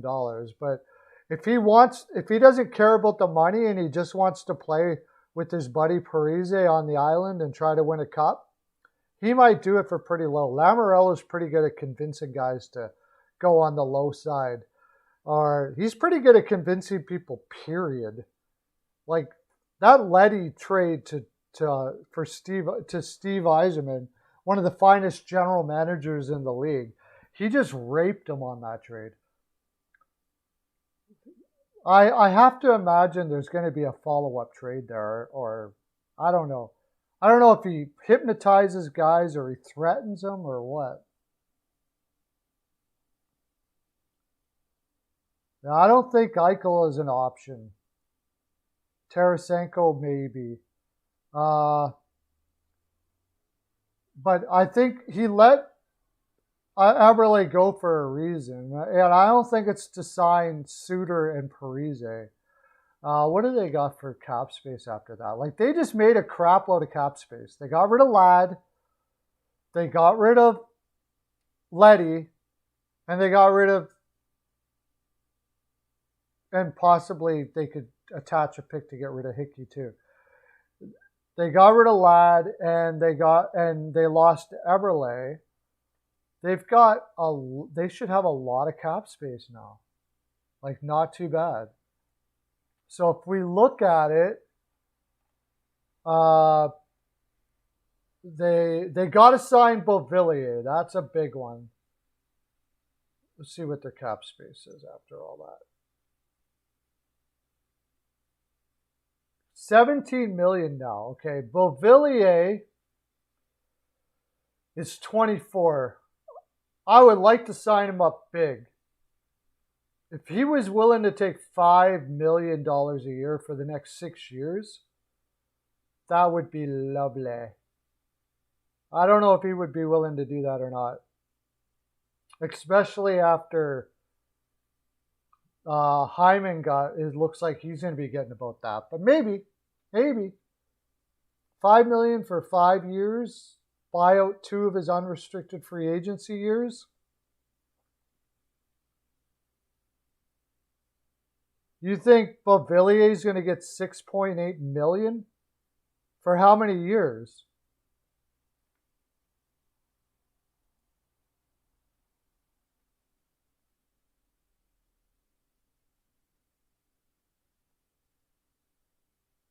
Ned, it's not that he didn't want to be with the Canes. He didn't want to sign for his low. The Hurricanes are pretty frugal, so it didn't pay enough, Evan. They wanted a long-term contract, and I don't know what it was. Dork! Buddy, you gotta get me. I want to get the frickin' thing going, dude. I know you're a busy dude, and you're doing it for free, so I should just shut up, but Dork is working on a Discord for me so I can have a Discord. I want to do that. I want to do it. Wanna.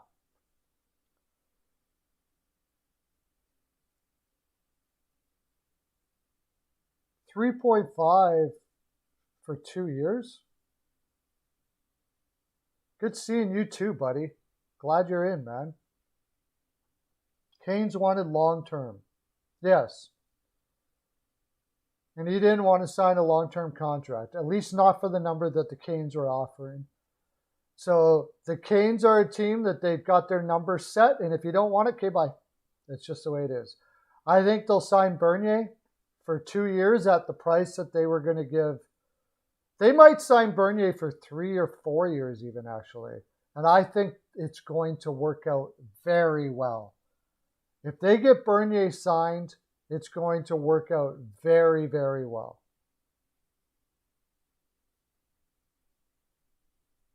Oh, yeah, last night. Okay. Yeah, I'm really busy this week, but I like during the day I got time, but I don't think that works out for you, right? I had time all day today. Although I did go on a 3-hour live. I'm rolling, like, I'm going to be rolling, like, I'm going to keep on going live right now because I'm trying to get to 1,000 subs. So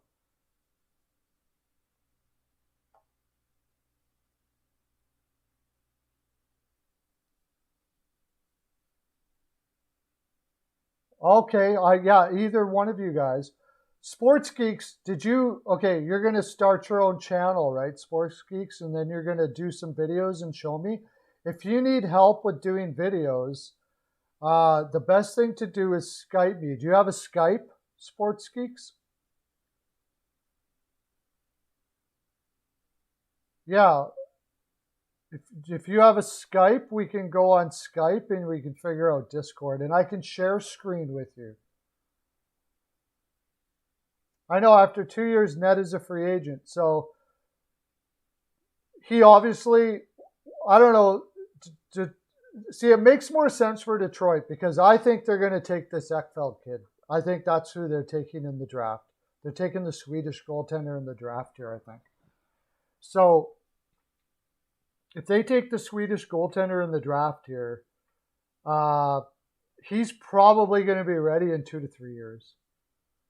And then if Ned wants to take off, he takes off. If he wants to sign again with Detroit, then he can, under the realization that Ekfeld is going to be right on his tail. But I'll tell you right now, this could really bite Nedeljkovic in the butt because his numbers, I bet you his numbers are not going to be as good as Bernier's next year. Unless Detroit is playing way better than they have in the past. Which, if you look at their defense right now, I don't think they're going to be that much better, honestly.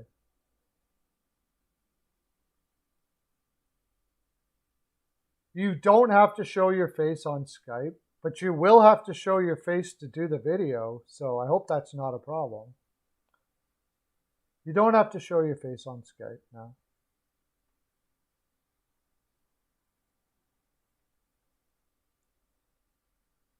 $6 years, $8 million. No way Lamoriello's going to do that for Beauvillier. Beauvillier, he had a good. What has he had? He had one really good year. He's 24. He only got 28 points in 57 games last year. No way. I'm not going any higher than 5. 5 for 5. Something like that. So we didn't finish that with the Islanders. Let's say he signs, they got $17 million in cap space. Let's say they can convince Parise and Suter to come for an AV of $5 million for the next 2 years. That would leave them $7 million. And then all they got to do is sign Palmieri and Travis Zajac. And I guess that'll be their lineup. They could just sign Palmieri and Travis Zajac. He probably wants to re-sign Palmieri. It's not their big shooter. And Oliver Wahlstrom should be getting more offense next year.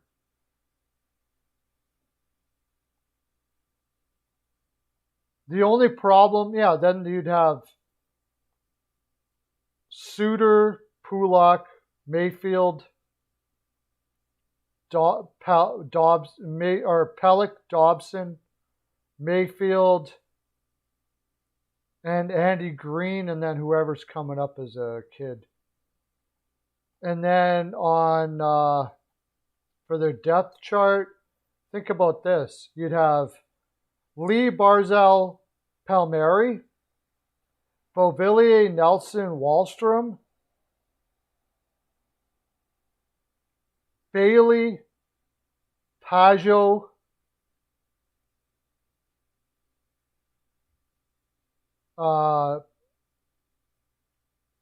Del Cole, and then, of course, Martin, Cizikas.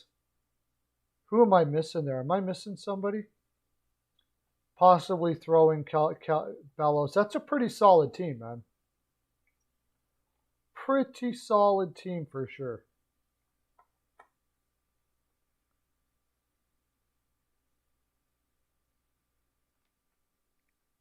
Skype you can do share screen though. So I can just share my screen and you can show me what to do for Discord.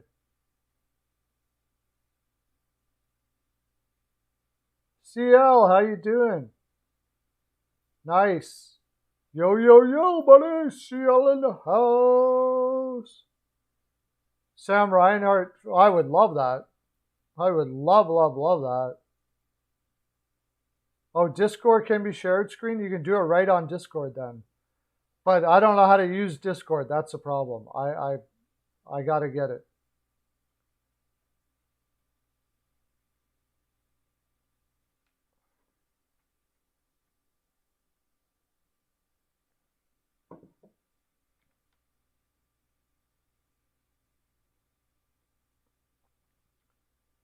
Anyways, I'm excited about doing Discord. Having a Discord on there. Give that a shot. So somebody, CL is a big Flyers fan. Weichel just said Reinhart to Philadelphia. I don't know how they would do that, but I would lose my mind if they found a way to do that. I think Konechny would have to go, and I would do that. Konechny would have to go. Our first-round draft pick this year would have to go. Hopefully not more than that, but probably more than that. I'm not trading York. I'm not trading York. Not trading York. But what's that other guy we got? That other... Maybe Forster? I would like... The only thing is how do we fit him under the cap? He's going to want like $8 million. And he wants to be a center. He doesn't... I don't think he wants to be a winger. I think he wants to be a center. I'm not giving Couturier up in that deal. I would love to have him if he would be able to be a winger for us. It'd be fantastic. The last couple holes he will fill in free agency. What holes does he think we have?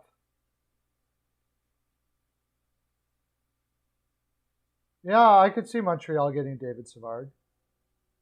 Makes sense. He's not really a full replacement for Weber, but I could see it. That's what I'm talking about, man. Calms you down after a long day. Stress just goes away. I'm the marijuana of YouTube channels. You don't have to smoke weed. You just come on my channel. Easier on the throat.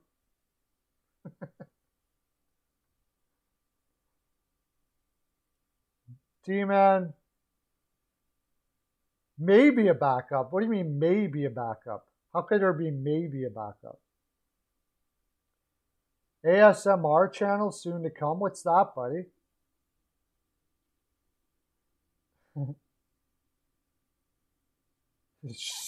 Shea Weber has broke feet. Very broke.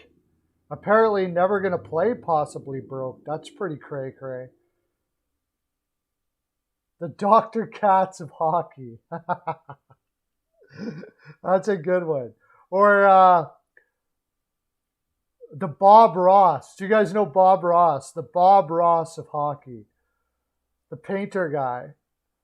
Yeah. So, if life's getting you down, just put some birds in there. Just get yourself a Reinhardt. Just put a Reinhardt in there. You have no center depth? Just throw a Reinhardt in there. You can do it.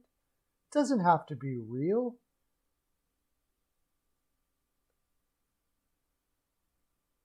It doesn't have to be real. Yeah. If being an Edmonton Oilers fan. Your defense sucks? That's okay. Just put Keith in there. Just put Keith.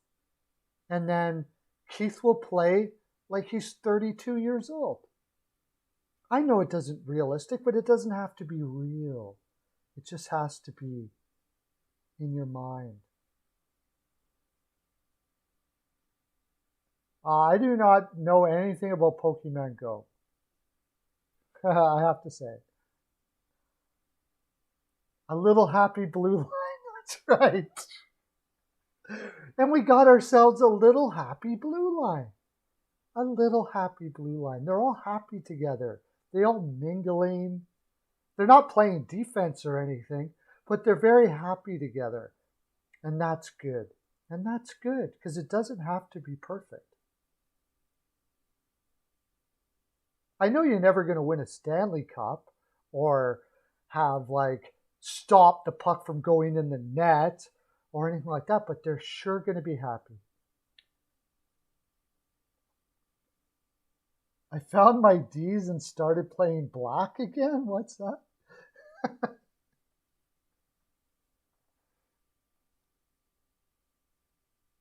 Yeah, why not a frozen lake? That's right. Are you an Oilers fan? Well, I'll just paint you a frozen lake. And then you can play on the frozen lake and pretend you're the Oilers. And you can pretend you win a cup ever someday. Yeah, just pretend. Just use your imagination and everything will be fine. Perlomon.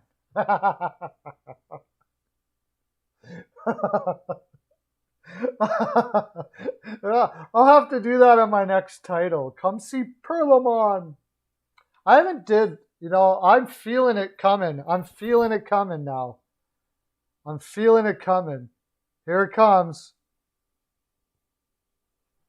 Perlo dance. I'm feeling in the Perlo dance. All this Bob Ross talk has me in Perlo dance mode. Zach Hyman. Zach Hyman for 8 years. $40 million. Just Perlo dance that away. We'll just Perlo dance that away. Everything's fine. Yeah.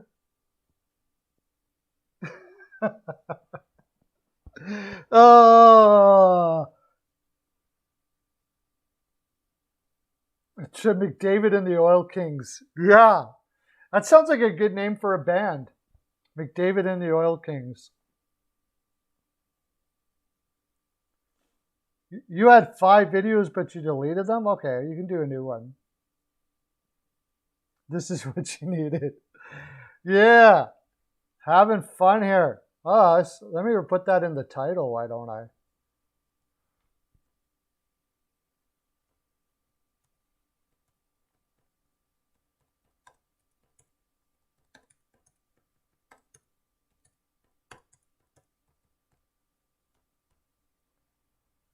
There, I put that in my title. Having fun here is all.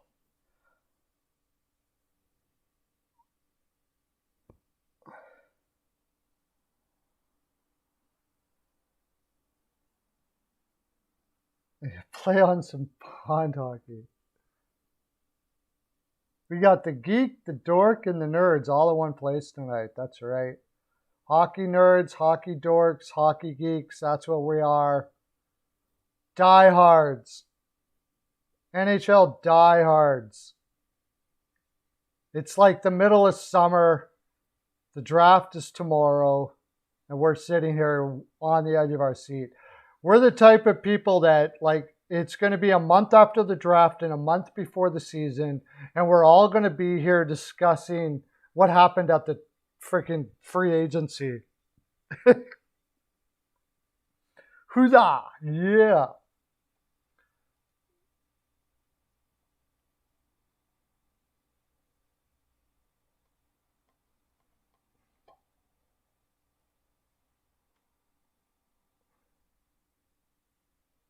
Okay, so we lost conversation here.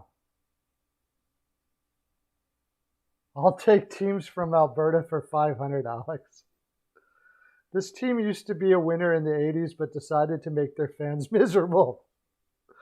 Yeah, and it'll be like It'll be some like geek. It'll be some nerdy dude that his first category picked was planet rotation speeds for 1,000, Alex, and like quite obviously knows little to nothing about sports, and he'll be like, "Oh yeah, it's the Edmonton Oilers." That would be the Edmonton Oilers, Miss Alex. I was a little worried about that question because I do not know anything about sports, but that is about as obvious as you could possibly get right there. Yeah.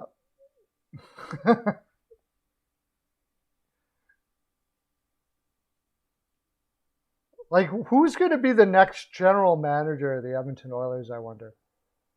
You don't say. Who's going to be the next general manager of the Edmonton Oilers? Like, that is going to be the next most interesting thing. How can you hire an owner? How can they hire such bad general managers over and over and over again? Has there been like a worse owner of hiring general managers?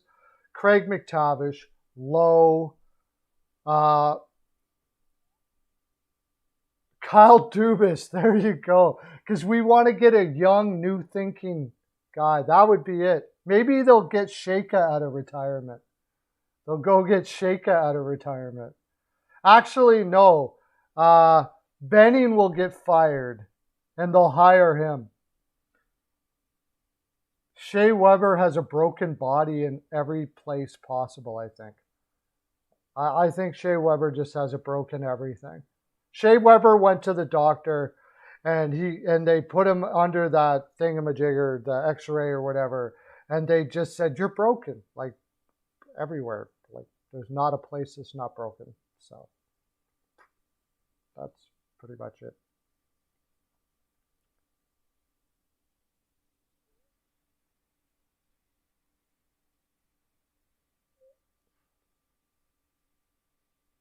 Who do I want the Flyers to draft? Sorry, but I just saw that, CL. Where'd everybody go? Is it getting late in your land? Everybody's going to bed on me now? Come on.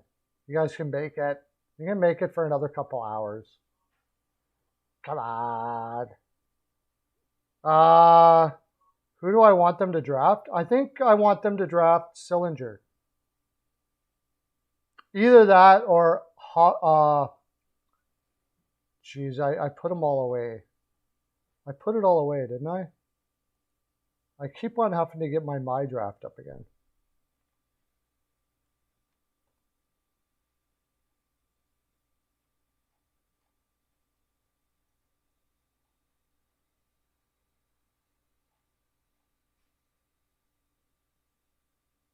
Oh, look at this. I got some news for you.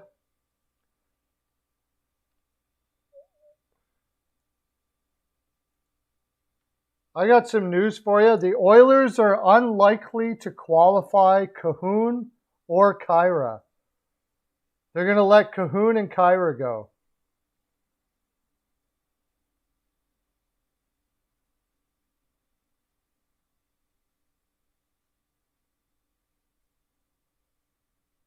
You don't have to play in Montreal anymore. Oh, God. Cahoon and Kyra is not going to be qualified by the Edmonton Oilers, apparently. So there's that. Which I think is good because Cahoon did nothing last year. He was like so vanilla, it was crazy. So they're going to become free agents. But to answer your question, CL, is Lauren, who is that guy that you Offerman? Offerman? That's who I think Philadelphia should get. If some other guys don't fall to them, and I don't think they will, he's got the best shot in the draft. So, and they need shooters, so Offerman. Other than that, I would say Sillinger, just because he's like a workhorse. And I'll always take the workhorse over other players usually. Tarasenko's staying with the Blues for now, I guess.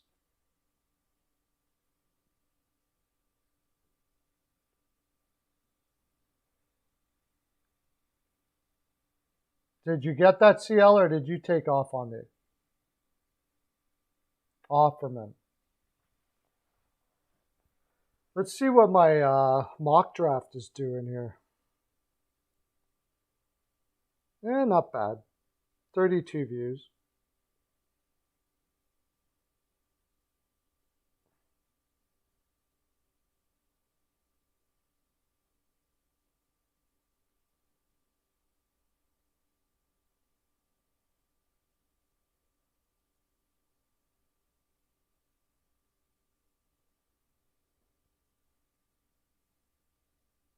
Oh, okay. Hey, don't worry about it. I'm late too because I should have been off a long time ago. I'm just keeping her going today. I got all the time in the world, so I'm keeping her going.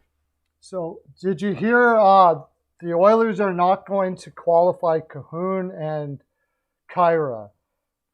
So they don't have too many players on their roster, so they're going to be adding quite a bit by the sounds of it. I think they're keeping him for now because they can't get what they want for him. They tried to trade him to Seattle and get Seattle to retain, and apparently they can't get anybody else to do it and retain either. I'm surprised Arizona can't do it. By the way, can I talk about Arizona for a second here? Armstrong has done one hell of a job collecting draft picks for that team. They've got 3 second-rounders this year now and 4 second-rounders next year. So that's the way you rebuild.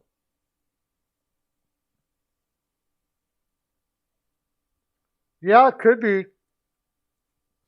They'll need a center. They may give him a shot. I think there's a lot of teams that'll have some interest in Kyra. He's just not a very good skater, but he does have some value. I mean, he's a good hitter. Watch Calgary. Calgary, for some reason, makes sense to me. They love slow guys that like to fight and hit people or can fight and hit people. They can play Lucic, Kyra, and Pitlick on one line. They would, if they ever catch people. I mean, Pitlick actually has some pretty good speed, but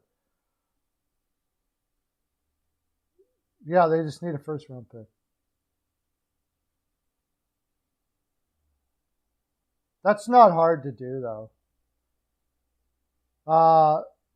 Who did I hear them in on?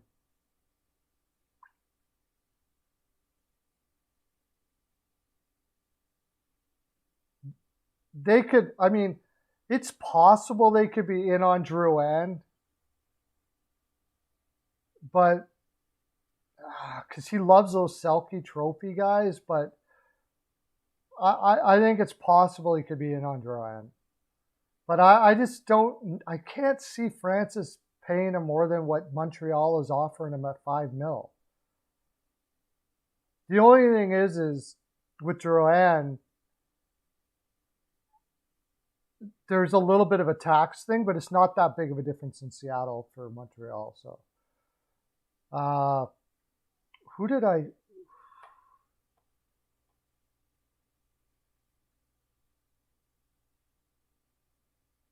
Yeah, free agency should be nuts. I think tomorrow's draft should be nuts, but I've said that before, and it turns out to be still great because they're picking junior players, and I love that part. But sometimes there's not as many trades. A lot of times there's not as many trades as I think there's going to be.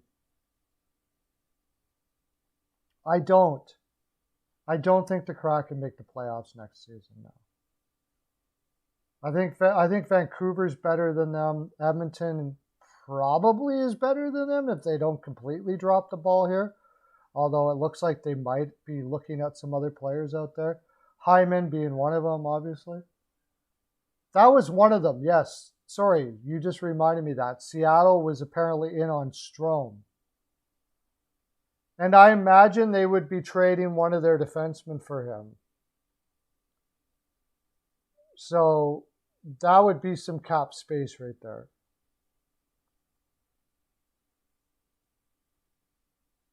what do you do, Lauren? I just asked a question. Oh, I don't. I think they could be, but there's a lot of things that can happen that they won't be. They get one injury to a goaltender, they're in trouble. Honestly, if they get an injury to that defense, who's going to score? They have no Gord for the beginning of the year. McCann is going to be their number one center. Now, McCann could overproduce in ways that, because he's looked like he could kick some butt, but as a number one center, Eberle, what's Eberle going to be without an actual center to pass him the puck and to play with? I don't think he's much more than a 20-goal scorer on that team.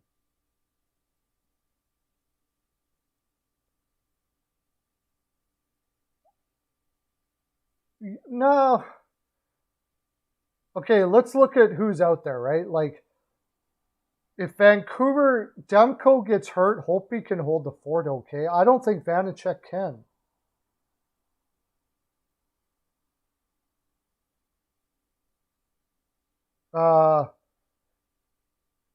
Edmonton's going to get another goaltender yet. I have a feeling they might get Koskinen from Edmonton for really cheap after they buy him out. That would help out. But who's going to score on that team? Like Donskoy, maybe, but Donskoy needs a center to play with, and they don't have one. He can hold the fort well enough. Like I seriously have questions about Vanacek, really.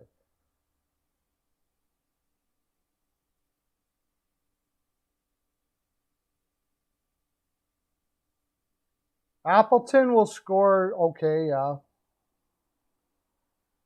But I bet you Eberle doesn't get 20. I don't think Eberle barely scrapes 20 goals next year. Appleton might get 20. Gord is going to be hurt to start the season. He's not going to be ready till November. So 1 month of the season without their number one center, who isn't even a number one center. Let me bring up their team here.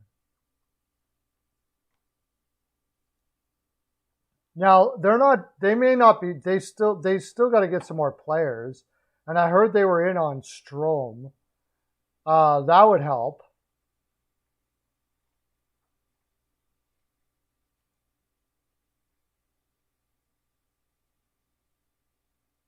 Yarncroc can score not too bad. He might be able to pull 20. Blackwell had a good year last year.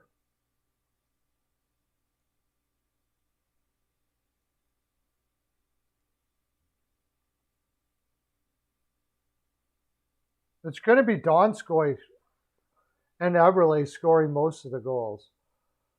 But right now they have Colin Blackwell playing in the middle. He's not what you want to call a center. Morgan Geekie may surprise. I do think Morgan Geekie may surprise. But, I mean, you're rolling the dice here on a lot of players to get some goals out of it. Yeah, of course you can DM me on Twitter. They got Larson who can score. What are you talking about? On defense, Larson can't score with a darn. Larson got better at moving the puck out of the offensive zone, but he's not good at it. He's still not good at it. He's great at getting the puck off other people's stick. He's probably one of the best in the league at that. It's hard to beat Larson one-on-one. I think he will. I really do. Like, he shows a lot of offensive flash there. It's just he got buried. And the problem, of course, with him is he's not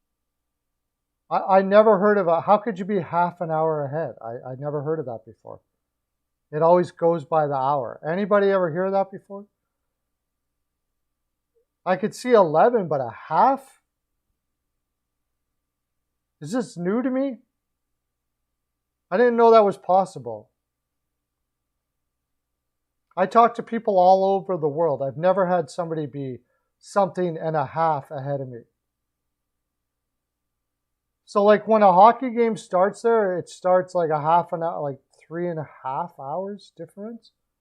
What are you to Toronto? What time is it in Toronto for you now?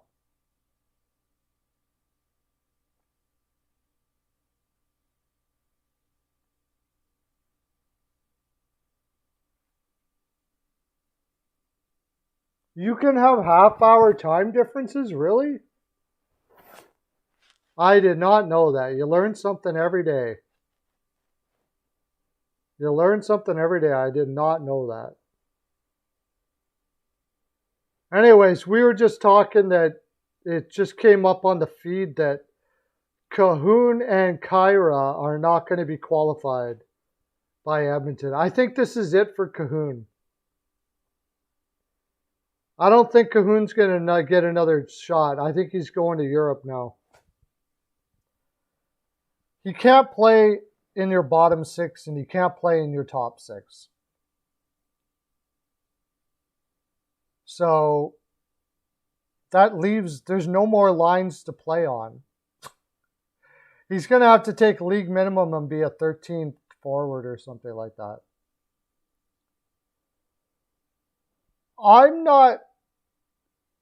The Bayreuther one is a little odd.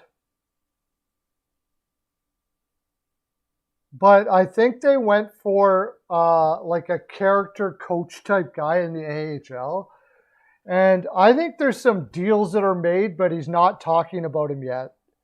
That's the way Francis is. Instead of doing deals at the moment, he'll play out the deals later on.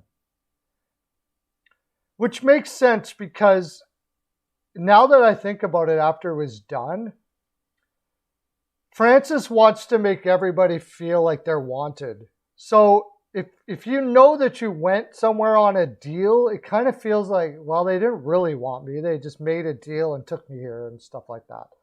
So he would do a deal and say, just we'll worry about the deal later. We'll add it into a trade or something like that. I don't want my guy thinking that I got him in a deal. I want them to think that we picked them. And it makes sense, actually. It really does make sense. I thought about it afterwards. So, like Bayreuther and Quinville, these guys, there was probably a deal in place, and it'll probably be kind of later on, you'll be able to kind of put the pieces together to see what that deal was. But that's sort of that would be a Francis thing to do. Makes sense.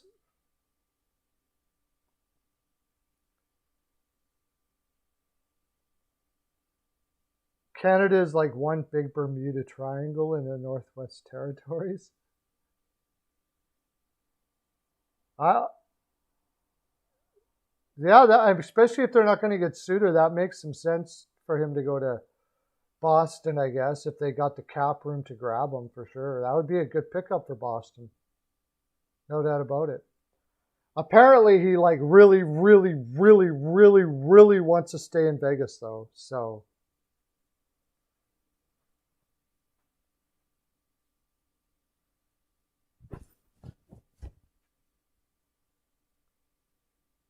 I have a Discord account.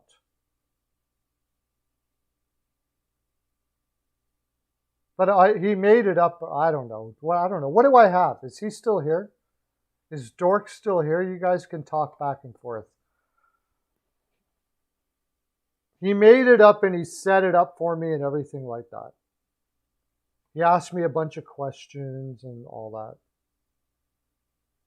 Riley Smith getting traded makes some sense if it made sense to me if they were going to go after a big-time center, but I think they're going to see if they can get away with Noel Patrick and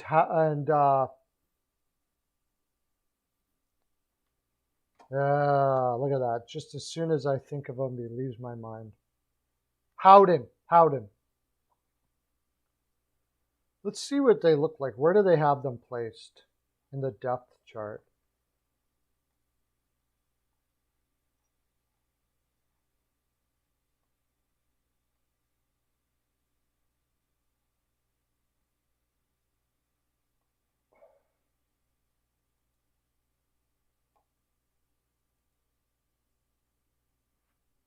See, right now they got Patrick Nolan on the third line and Howden on the fourth line. Howden only got 7 points in 42 games. He's gone downhill every single year in New York. I don't know what is up with that dude. He looked like he was going to be gangbusters. He had like in 18-19 he had 23 points in 66 games as a, how old is he now? As a 20-year-old. And then it was 19 points in 70 games as a 21-year-old, or a 22-year-old, I should say. And then 7 points in 42 games. And its minutes completely dropped off last year. So they got to really think they can do something with that kid. Jake McCabe is better than Dermott, yes.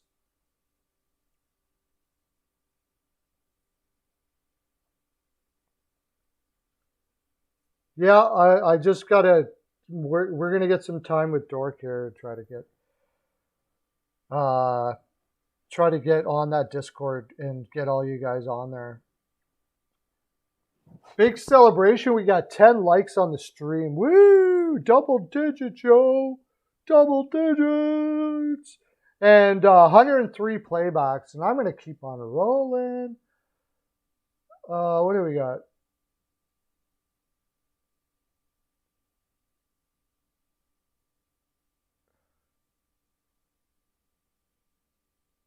I think I got Perlo Wisdom as a server name or something like that. I don't think you go to Seattle Kraken. They got enough defensemen there.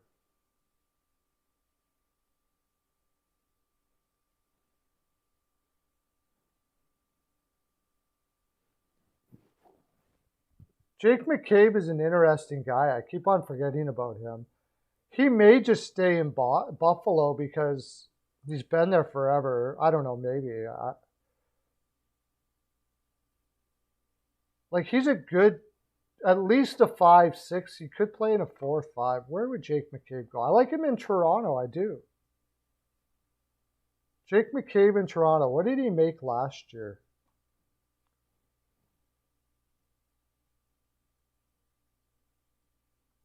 I think they're about a 500 team.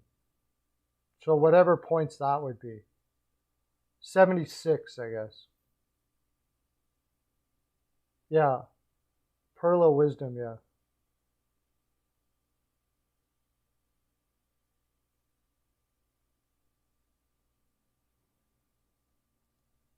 I like the Leafs signing Jake McCabe.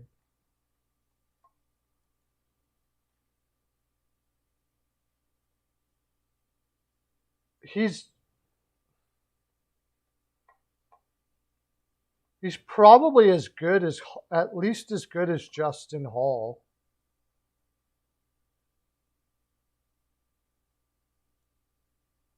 Let me look up Buffalo here.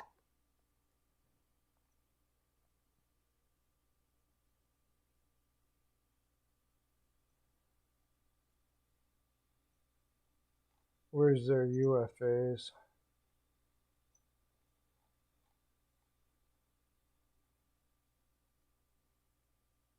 I'm off work now. I should be able to take off my tie. I'm off work. I'm doing overtime. I'm taking off my tie.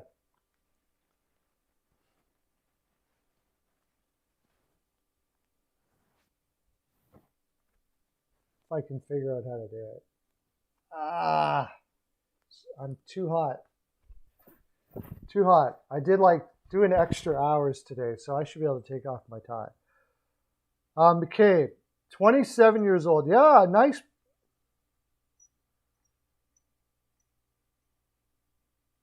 How many minutes did he play last year for? Did they tell you that here?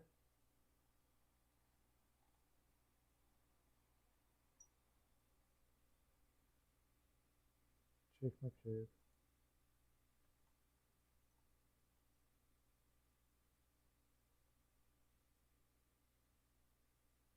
They don't tell you the minutes he played. I think if you look it up on the whole roster.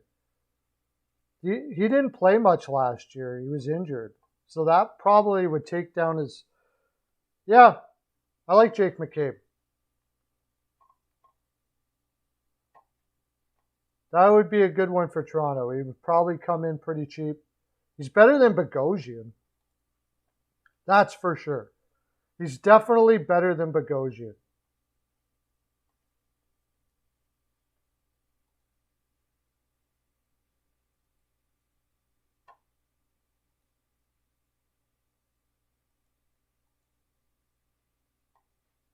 Where's the live stream? There we go.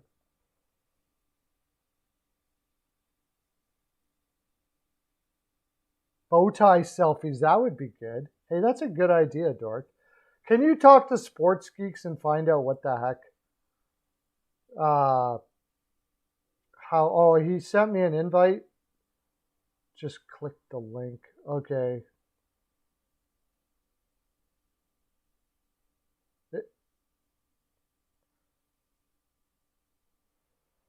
Winter Olympics, February 7th to 22nd. That'll be interesting.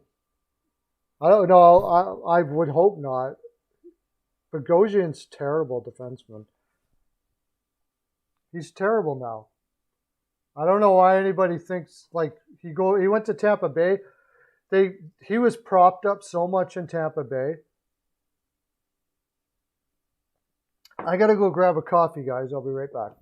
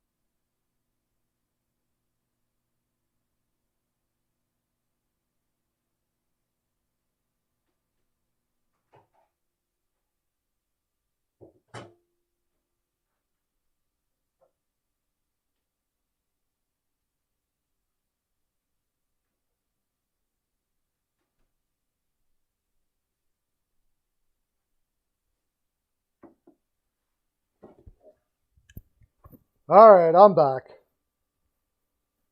Zach Bogosian was bad everywhere.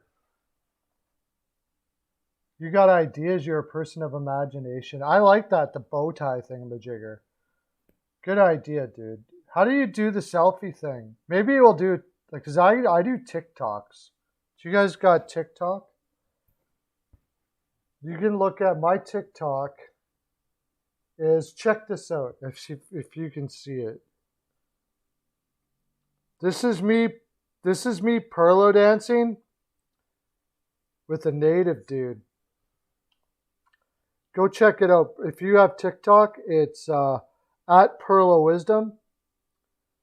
Can you see that? Can you see that or no? Do I have to have it higher?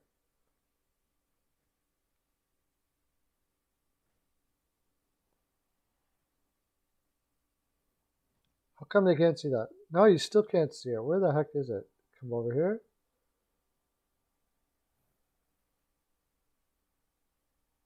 $4 million in Buffalo. Yeah, that's pathetic. Did you see it? Anyways, you can barely see it. Go to at Perlo Wisdom if you've got TikTok, and you can see it. I got a lot of funny stuff on there. And if you guys all you guys all have me on Twitter at Perlo Wisdom, at Perlo's NHL Perlo Wisdom, or just put your Twitter down here and I'll add you. Either one.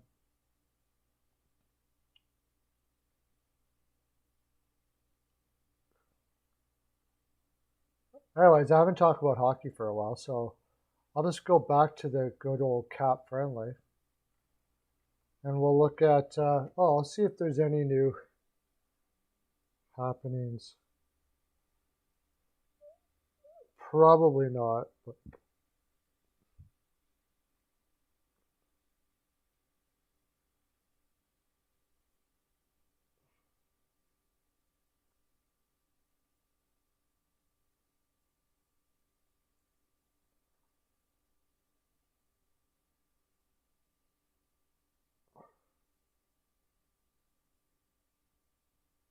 nothing new yet. Let me check out Hockey Buzz, because they sometimes have some new stuff on there. No. Nothing new on there either.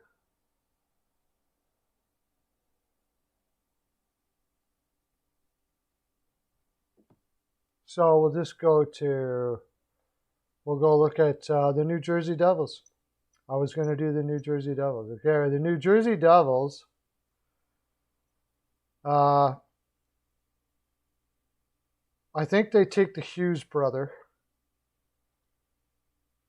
And he can play. He's a left defenseman, though. That's the thing about Hughes. And they've got Ryan Graves and Ty Smith. But they could definitely use some more guys, more defensemen. Kevin Ball, he's a left defenseman too. Geez, you know what? They may not take Hughes. They got a ton of left defensemen coming up. Wouldn't that be something if they faded Hughes and they went with the other defenseman? That happened not too long ago. I think it was with Shen or something like that. They could go with the righty and fade Hughes. They could go with Brant Clark because they need a righty way more than they need a lefty. That would suck. Hey, you're Hughes. You can play with your brother, and they don't take it.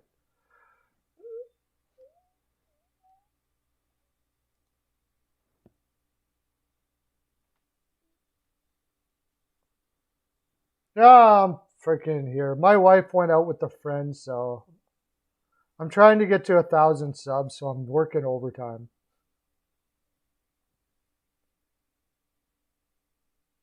Who's looking at New Jersey? Joel Roberts, thank you for coming in, by the way. I hope you've subbed and everything, got yourself all settled. Got yourself subbed. I'll send you a My NHL Pearls of Wisdom necklace right to your door, a Perlocopter to your door. Forgot to do that. You are all getting Pearl of Wisdom necklaces today, by the way. Every one of you, all of you, getting Perlocopter to your door today. Even if you already have one, I don't care. I'm feeling like that. Feeling crazy. I think they could be in on Ristolainen, but I do think that would be a big mistake. You better hope you know what you're doing with Ristolainen, because he hasn't progressed well in Buffalo. Now, that doesn't mean, that could be just because he's in Buffalo and he's still young. He could be a late bloomer to put all the tools together, because he's got the package. He's big. He's got a big shot. He's aggressive, actually, sometimes over-aggressive. It could be just pure confidence, and why wouldn't it be in Buffalo? So I wouldn't give up huge for him, because he hasn't shown enough to do that. But if you want to take a flyer on him, he may work out. Yo, Devils have a huge dilemma. Yeah, I guess. Yeah, I could see them taking the righty there and passing on Hughes. Welcome Joel Roberts to the stream, everybody. I haven't seen Joel Roberts in here before. He could be a first timer.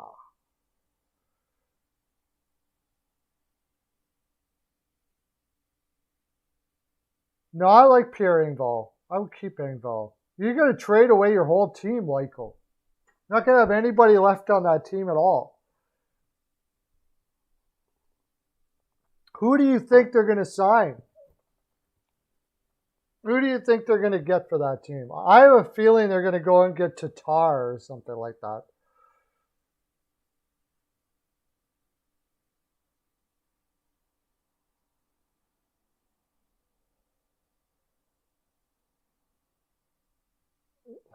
Let me look at my Discord and see if I can figure that out.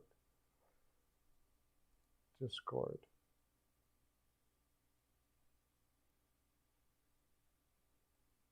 Okay, I got Atari Mike.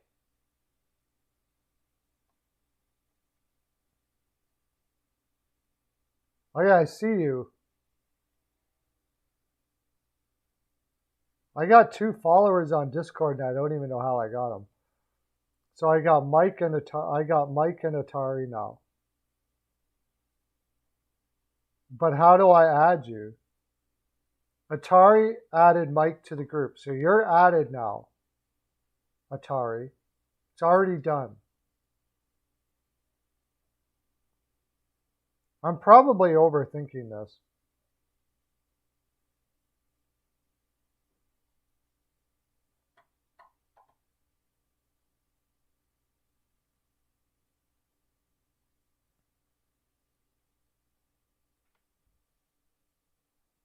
Yeah, I got you. So I got you on there. With G, Coots, Hayes, Lawton, don't know why they would be interested in Reinhardt. Well, G is a winger now. They play him on the left wing all the time. Reinhardt can play the wing. He played right wing most of the time in Buffalo. So if they were looking at Reinhardt, they'd be looking at him as a winger. Now the thing is I think Reinhardt really, really, really wants to play center. So if Philly were to trade for him and then make him a winger, I don't know how happy he would be about that. But he might just be happy to get out of Buffalo. But the problem then you have is Reinhardt. Now, if he totally wants to be a center, he may not sign long-term in Philadelphia. He may go where he's going to be a center. That's why I've said all along that I wouldn't be surprised if they convince him to stay in Buffalo, because there's not too many places in the league he'd get a better chance to be a number 1 center than Buffalo, except for like Columbus.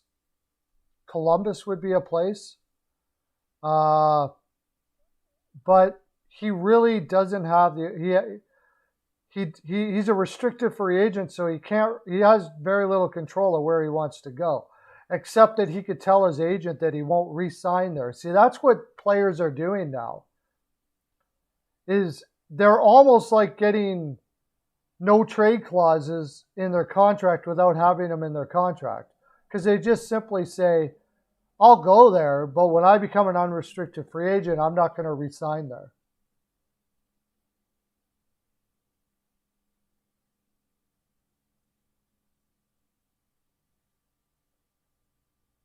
There's a link in the three.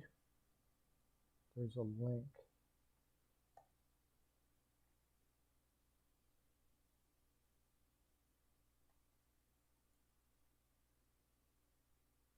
A link.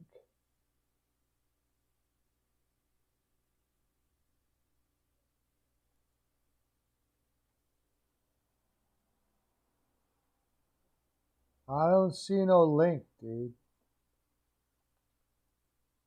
In the DM? Is it in the DM, the link? Okay, join.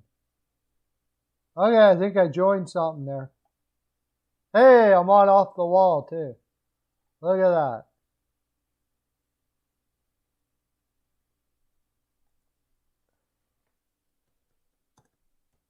I actually even sent a message. I'm learning this now. Perlo, there we go. Does anybody else have this Discord thingamajigger? Anybody else have this Discord thingamajigger? Joe Thornton should retire. No, if they're going to trade for Reinhardt, it's going to have to be,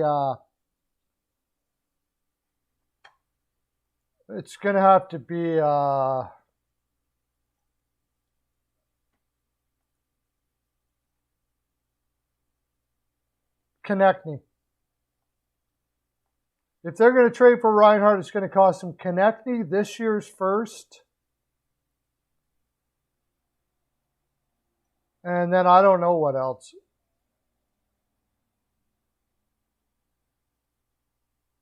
It would be Konechny and this year's first step, and that probably wouldn't be enough. So,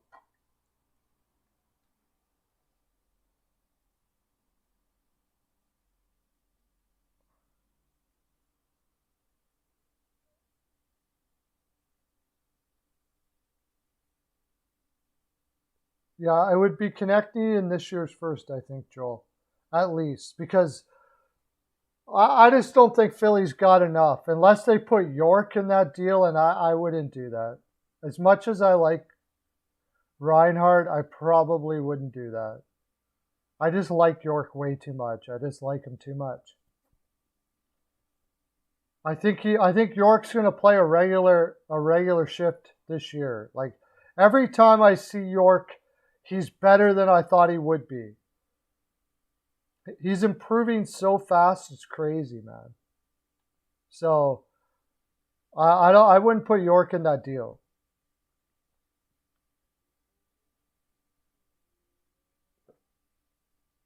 You have Skype, Weichel? Okay, cool.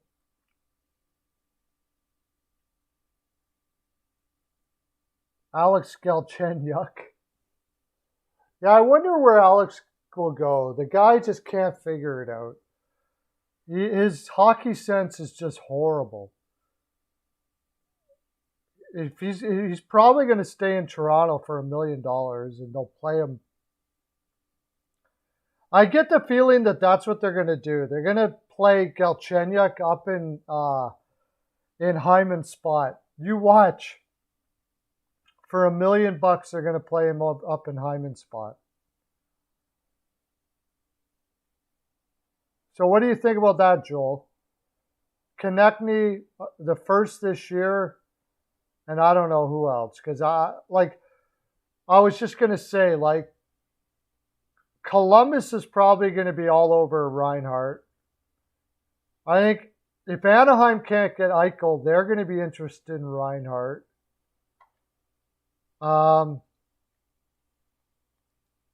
Minnesota, if they don't get Eichel, I think could be interested in Reinhardt, and they can offer Rossi and possibly Fiala.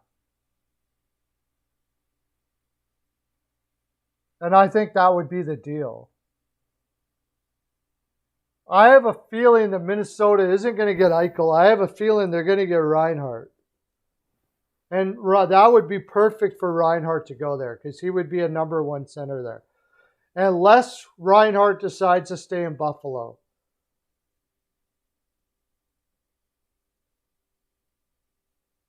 Which, I mean, if he wants to be a number one center for a really long time and not have much of a challenge for anyone to take it, Buffalo would be the place to stay, really.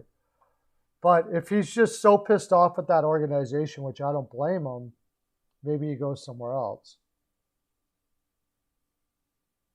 What color do I want for mod? What on I don't care. Red, I guess. On Discord, you mean?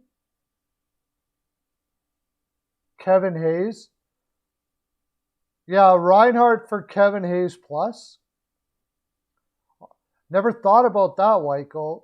I mean, I would trade Kevin Hayes for Reinhardt, but you would have to trade more than Kevin Hayes. Right? Reinhardt is a freaking awesome player. He's so underrated. He hasn't been able to play with anybody in Buffalo. If he got to play with some players, like, he's an upgrade over Hayes for sure. And he's the shooter they're looking for as a center. I would not be more interested in Tarasenko. I would be, except for it's not going to cost you much to get Tarasenko. If they're willing to retain at $7.5 million, I'm not touching Tarasenko. Unless I have like some ironclad. He just had 2 shoulder surgeries. Unless I have some ironclad, an ironclad deal about his shoulder surgery somehow. He hasn't played in over a year and a half. Sure, surprise me. The good thing about Tarasenko is it wouldn't cost much off our roster, so. He could play. Tarasenko could play with Hayes and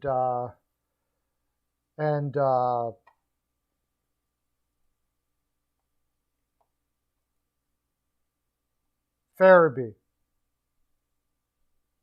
Or the interesting thing is going to be, how is Oscar Lindblom going to be this year? He should be like much more rested, much more ready, much more in shape, back to bulking up a little bit. He could look really good this year. So if you got Tarasenko, if we got Tarasenko, by the way, I'm a Philly fan. You would have, you got Jacob Voracek. So Konechny's going to play down with Lawton and Van Riemsdyk. And then Tarasenko, Couturier, Giroux. That makes sense. Farabee, Hayes, Voracek. And Van Riemsdyk, Lawton, and Konechny. Then, what about Oscar Lindblom? Shoot. Van Riemsdyk's going to end up being a 4th liner again. Oscar Lindblom is probably going to beat out Van Riemsdyk for that 3rd left wing spot.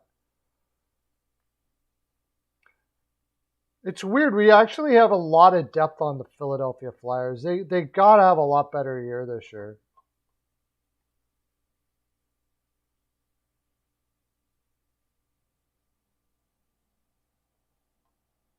I think York is going to beat out Hag and they'll play with Sanheim. I have that much faith in that kid. All right, Lauren, thanks for coming in. Luke Hughes to the Canucks? Hey, that's possible. I don't think he's going to slip down that far, though. Oh, yeah, he does have an NMC.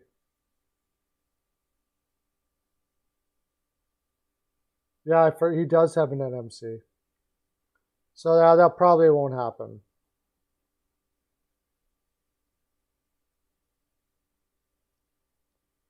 Yeah, I don't see that being a good spot for Reinhardt either. I think Columbus or Anaheim, Minnesota would be the best places for him.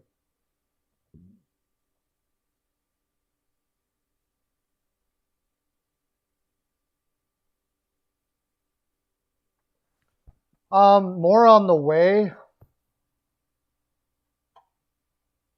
I'm not as bullish on their depth as a lot of people are.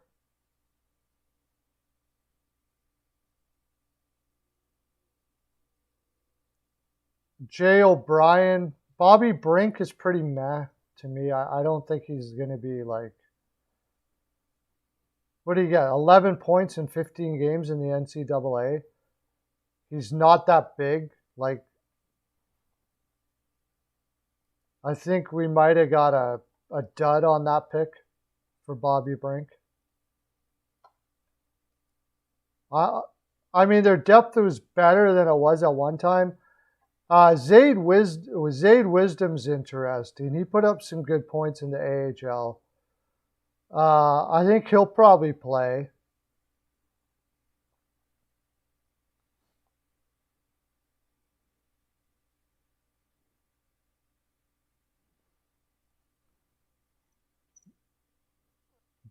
Jay O'Brien, I think he's probably going to be a bottom sixer.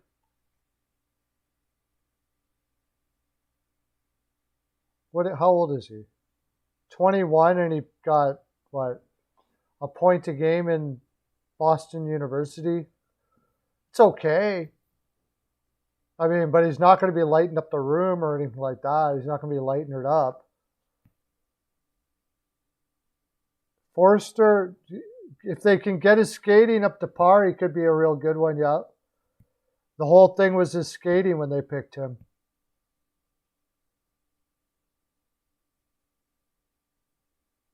He's a ways away from playing yet, Forster. So there's nothing really on the horizon. I think the best guy they got is Zayd Wisdom, if I remember correctly. I think Zayd Wisdom is, well, besides Allison, who played a little bit. Elliot Denoyer.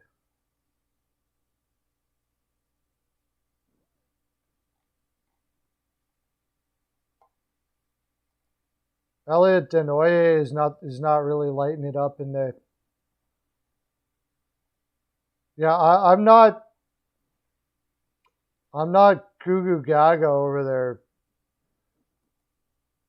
their depth, to tell you the honest truth. I'm not. That guy they signed, Linus Sandin, doesn't look like he's going to be a player. Matthew Strome is the laziest of the Strome boys. He's so freaking lazy. He got 7 points in 26 games this last year. That's it. That guy's got so much freaking talent, but he's so lazy. All of his brothers said that if he wasn't so lazy, he could have been better than all of them. But I think we should have kept Hextall. I said that right from the beginning.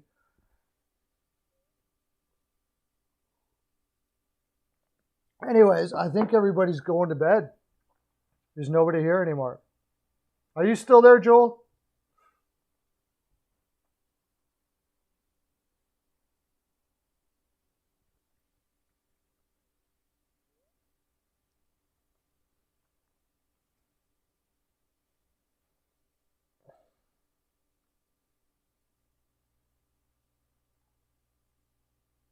Oh, you are still there. Yeah, I'm not a huge fan of their depth. I like their roster depth. I don't think I was not a fan of firing Hextall. I think Hextall was doing the right thing, and I know it was like, okay, well, the veterans are not going to be. They basically, Hextall was doing with what Chicago was doing with Taves and those guys. He was kind of rebuilding, but he wasn't telling anybody he was doing it. And then when the guys started waking up to the possibility that they were rebuilding, the ownership kind of freaked out, and they got impatient. He was right about Carter Hart. Let's face it. Hextall was saying that Carter, I don't want to take a chance that I ruin the psychology, the head of Carter Hart. I want him to be more mentally mature and perfectly ready before you make him a number one goaltender.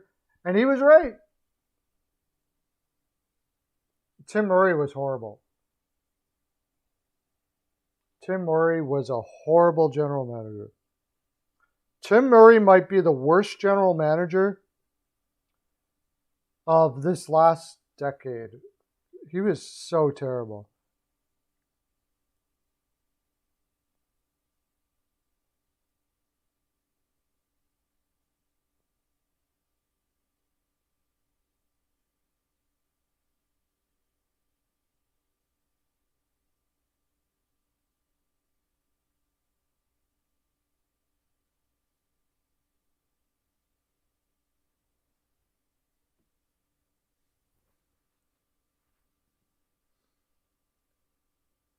Well, here's an interesting thing about Hackstall, okay? He was a super genius in college. Like, everybody thought this guy was going to be a great. I think he lost the room, but did AV really catch the room? It tells me something that they just traded Gosh to Spear to Arizona, and they basically begged him to take him for a second and a seventh and got nothing in return. Seattle could have got that, and they wouldn't even take that to take Gosh to Spear. So what does that tell you? Hackstall's there going, no, don't take him. Doesn't matter what they're offering, don't take him. I'd say that's a problem in the room right there. And he is. The guy's a whiny bugger. I've heard him talk before. Another guy that's like that is Patrick. Patrick sounds like a whiny.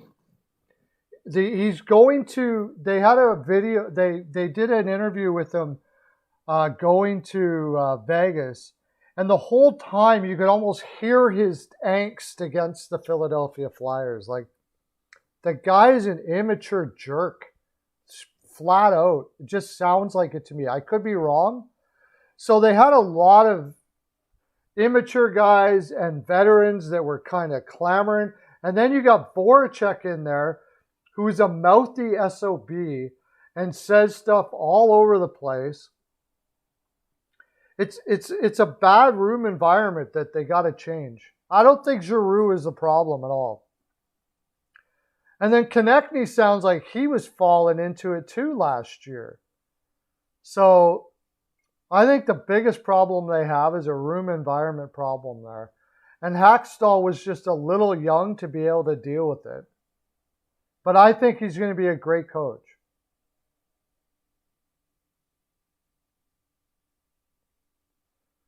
I think he's going to be a great coach, though. I think Hackstall is going to be a great coach. And he's going to end up making Philadelphia is going to look bad again.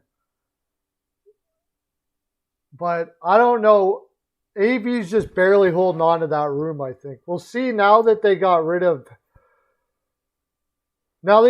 Patrick and Gosh to Spear. We'll see how the veterans do now. It could be that the veterans were just so freaking annoyed with these guys that it was starting to split the room. And now that they got rid of it, things will be better. We'll see.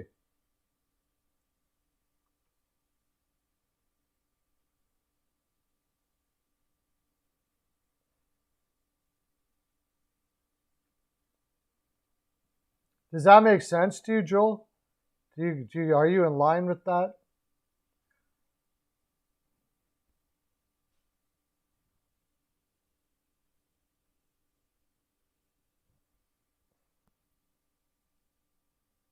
Brian Burke was a GM. Brian Burke was a great GM. made a couple mistakes here and there, but I mean, he got the Sedins in Vancouver. He built that Anaheim team. That was his best stuff he did. Move AV somewhere, please. I don't know if it's got, like, what coach are you going to get there now? He's on a short leash. And then on top of it, you've got Carter Hart having whatever he's having there too.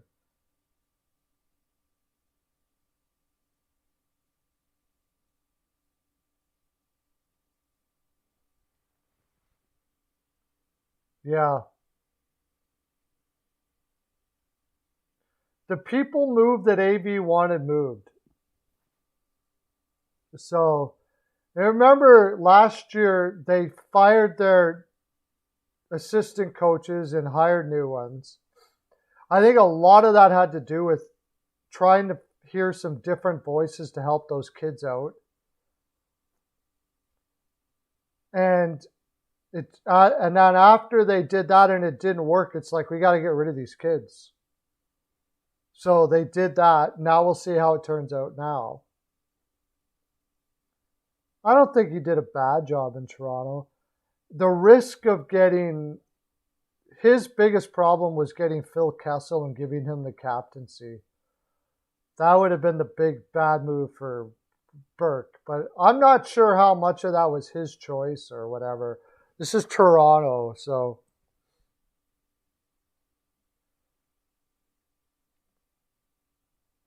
AV will be on a short leash. That team's got to be better. But honestly, with all the changes they might make there, they got to get a backup goaltender that can play. Because if Carter Hart sucks again next year, that team's done. Done. It all comes down to Carter Hart. Now that they've changed the energy in that room and everything, maybe Carter Hart gets it figured out, but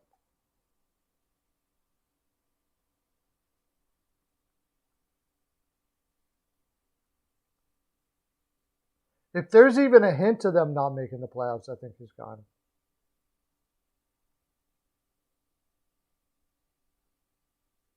Why did Brian Burke get fired? I mean,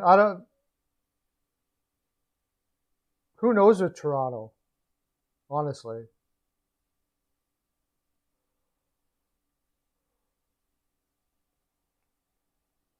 Toronto has had some of the worst ownership over the history of hockey.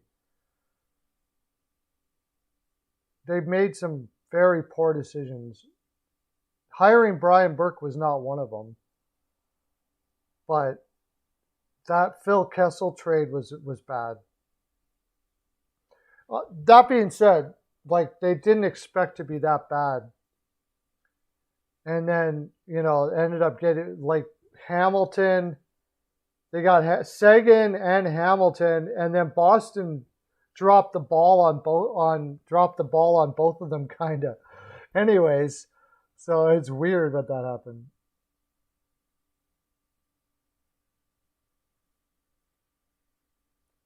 I don't think Fletcher's done either. I think they're going to add some more. They definitely got to get a backup goaltender.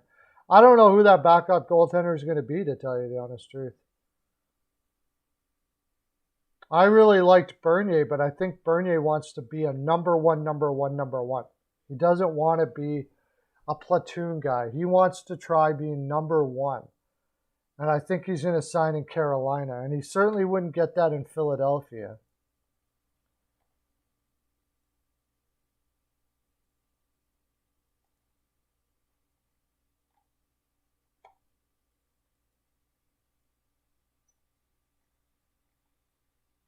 I get this weird feeling that they're going to sign Mrazek, and I don't think that's a good move. But if it's the only move, it's the only move, I guess. That's the problem. So, Frederik Andersen, it depends on his injuries. There's not much out there. Definitely don't want Reimer. Definitely not Reimer.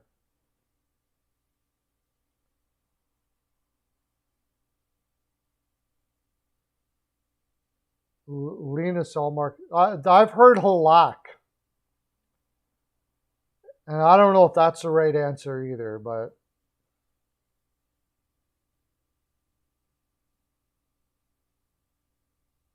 I would really, Laurent Brossoit would be great, but I think he stays in Winnipeg.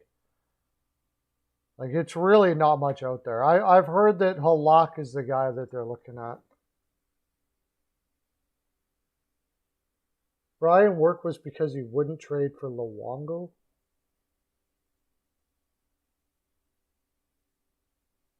That's weird. Why wouldn't he trade for Luongo? He loved Luongo. Because of what they were asking. That must have been because of what they were asking for.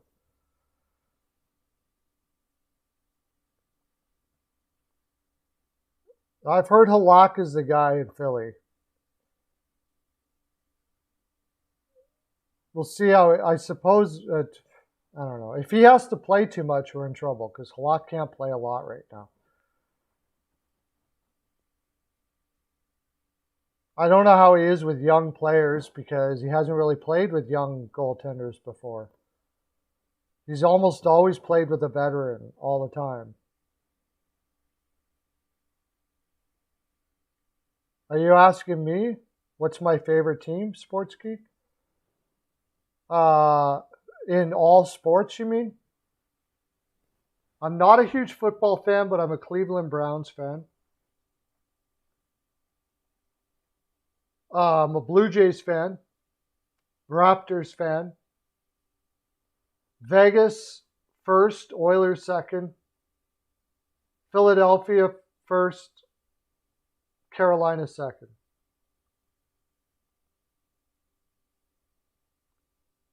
Vegas, Oilers, Carolina, Philadelphia. Nonis did do a bad job in Toronto. He had a tough job in Vancouver, though.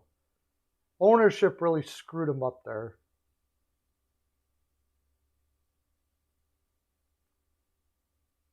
Yeah, but who else are you going to get? I don't see what else they can get. Once you get past Halak,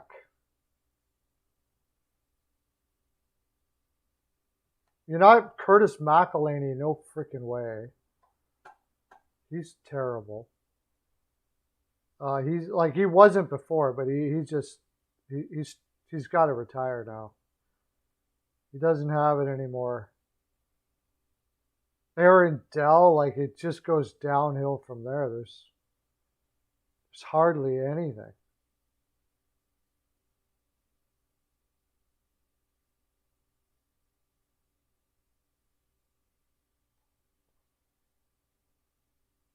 And they've got that young Fedotov. We got that young Fedotov coming up. He's going to be a few years away. The only other thing I could think of is trade for one. But who?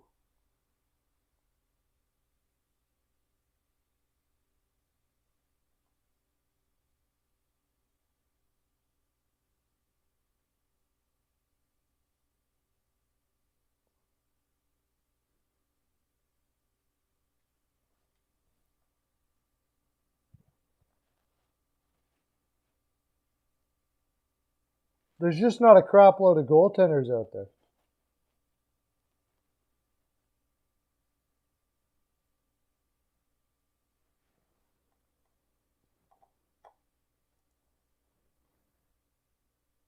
Slim pickings. I think Halak's going to have to be it.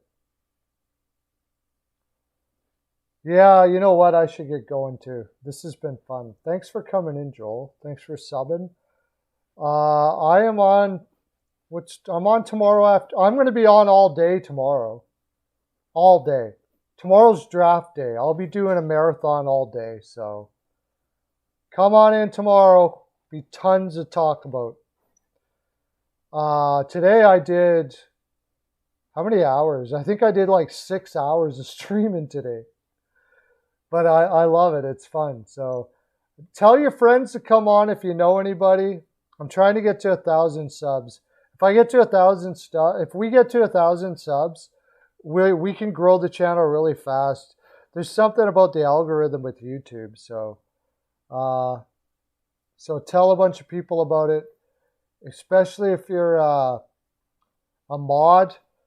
Make sure when you're on John's channel, you're letting people know to come over here and sub too, so we can get this thing going. You guys are awesome. I'll talk to you later. Till tomorrow, that's my full 42K. Bye.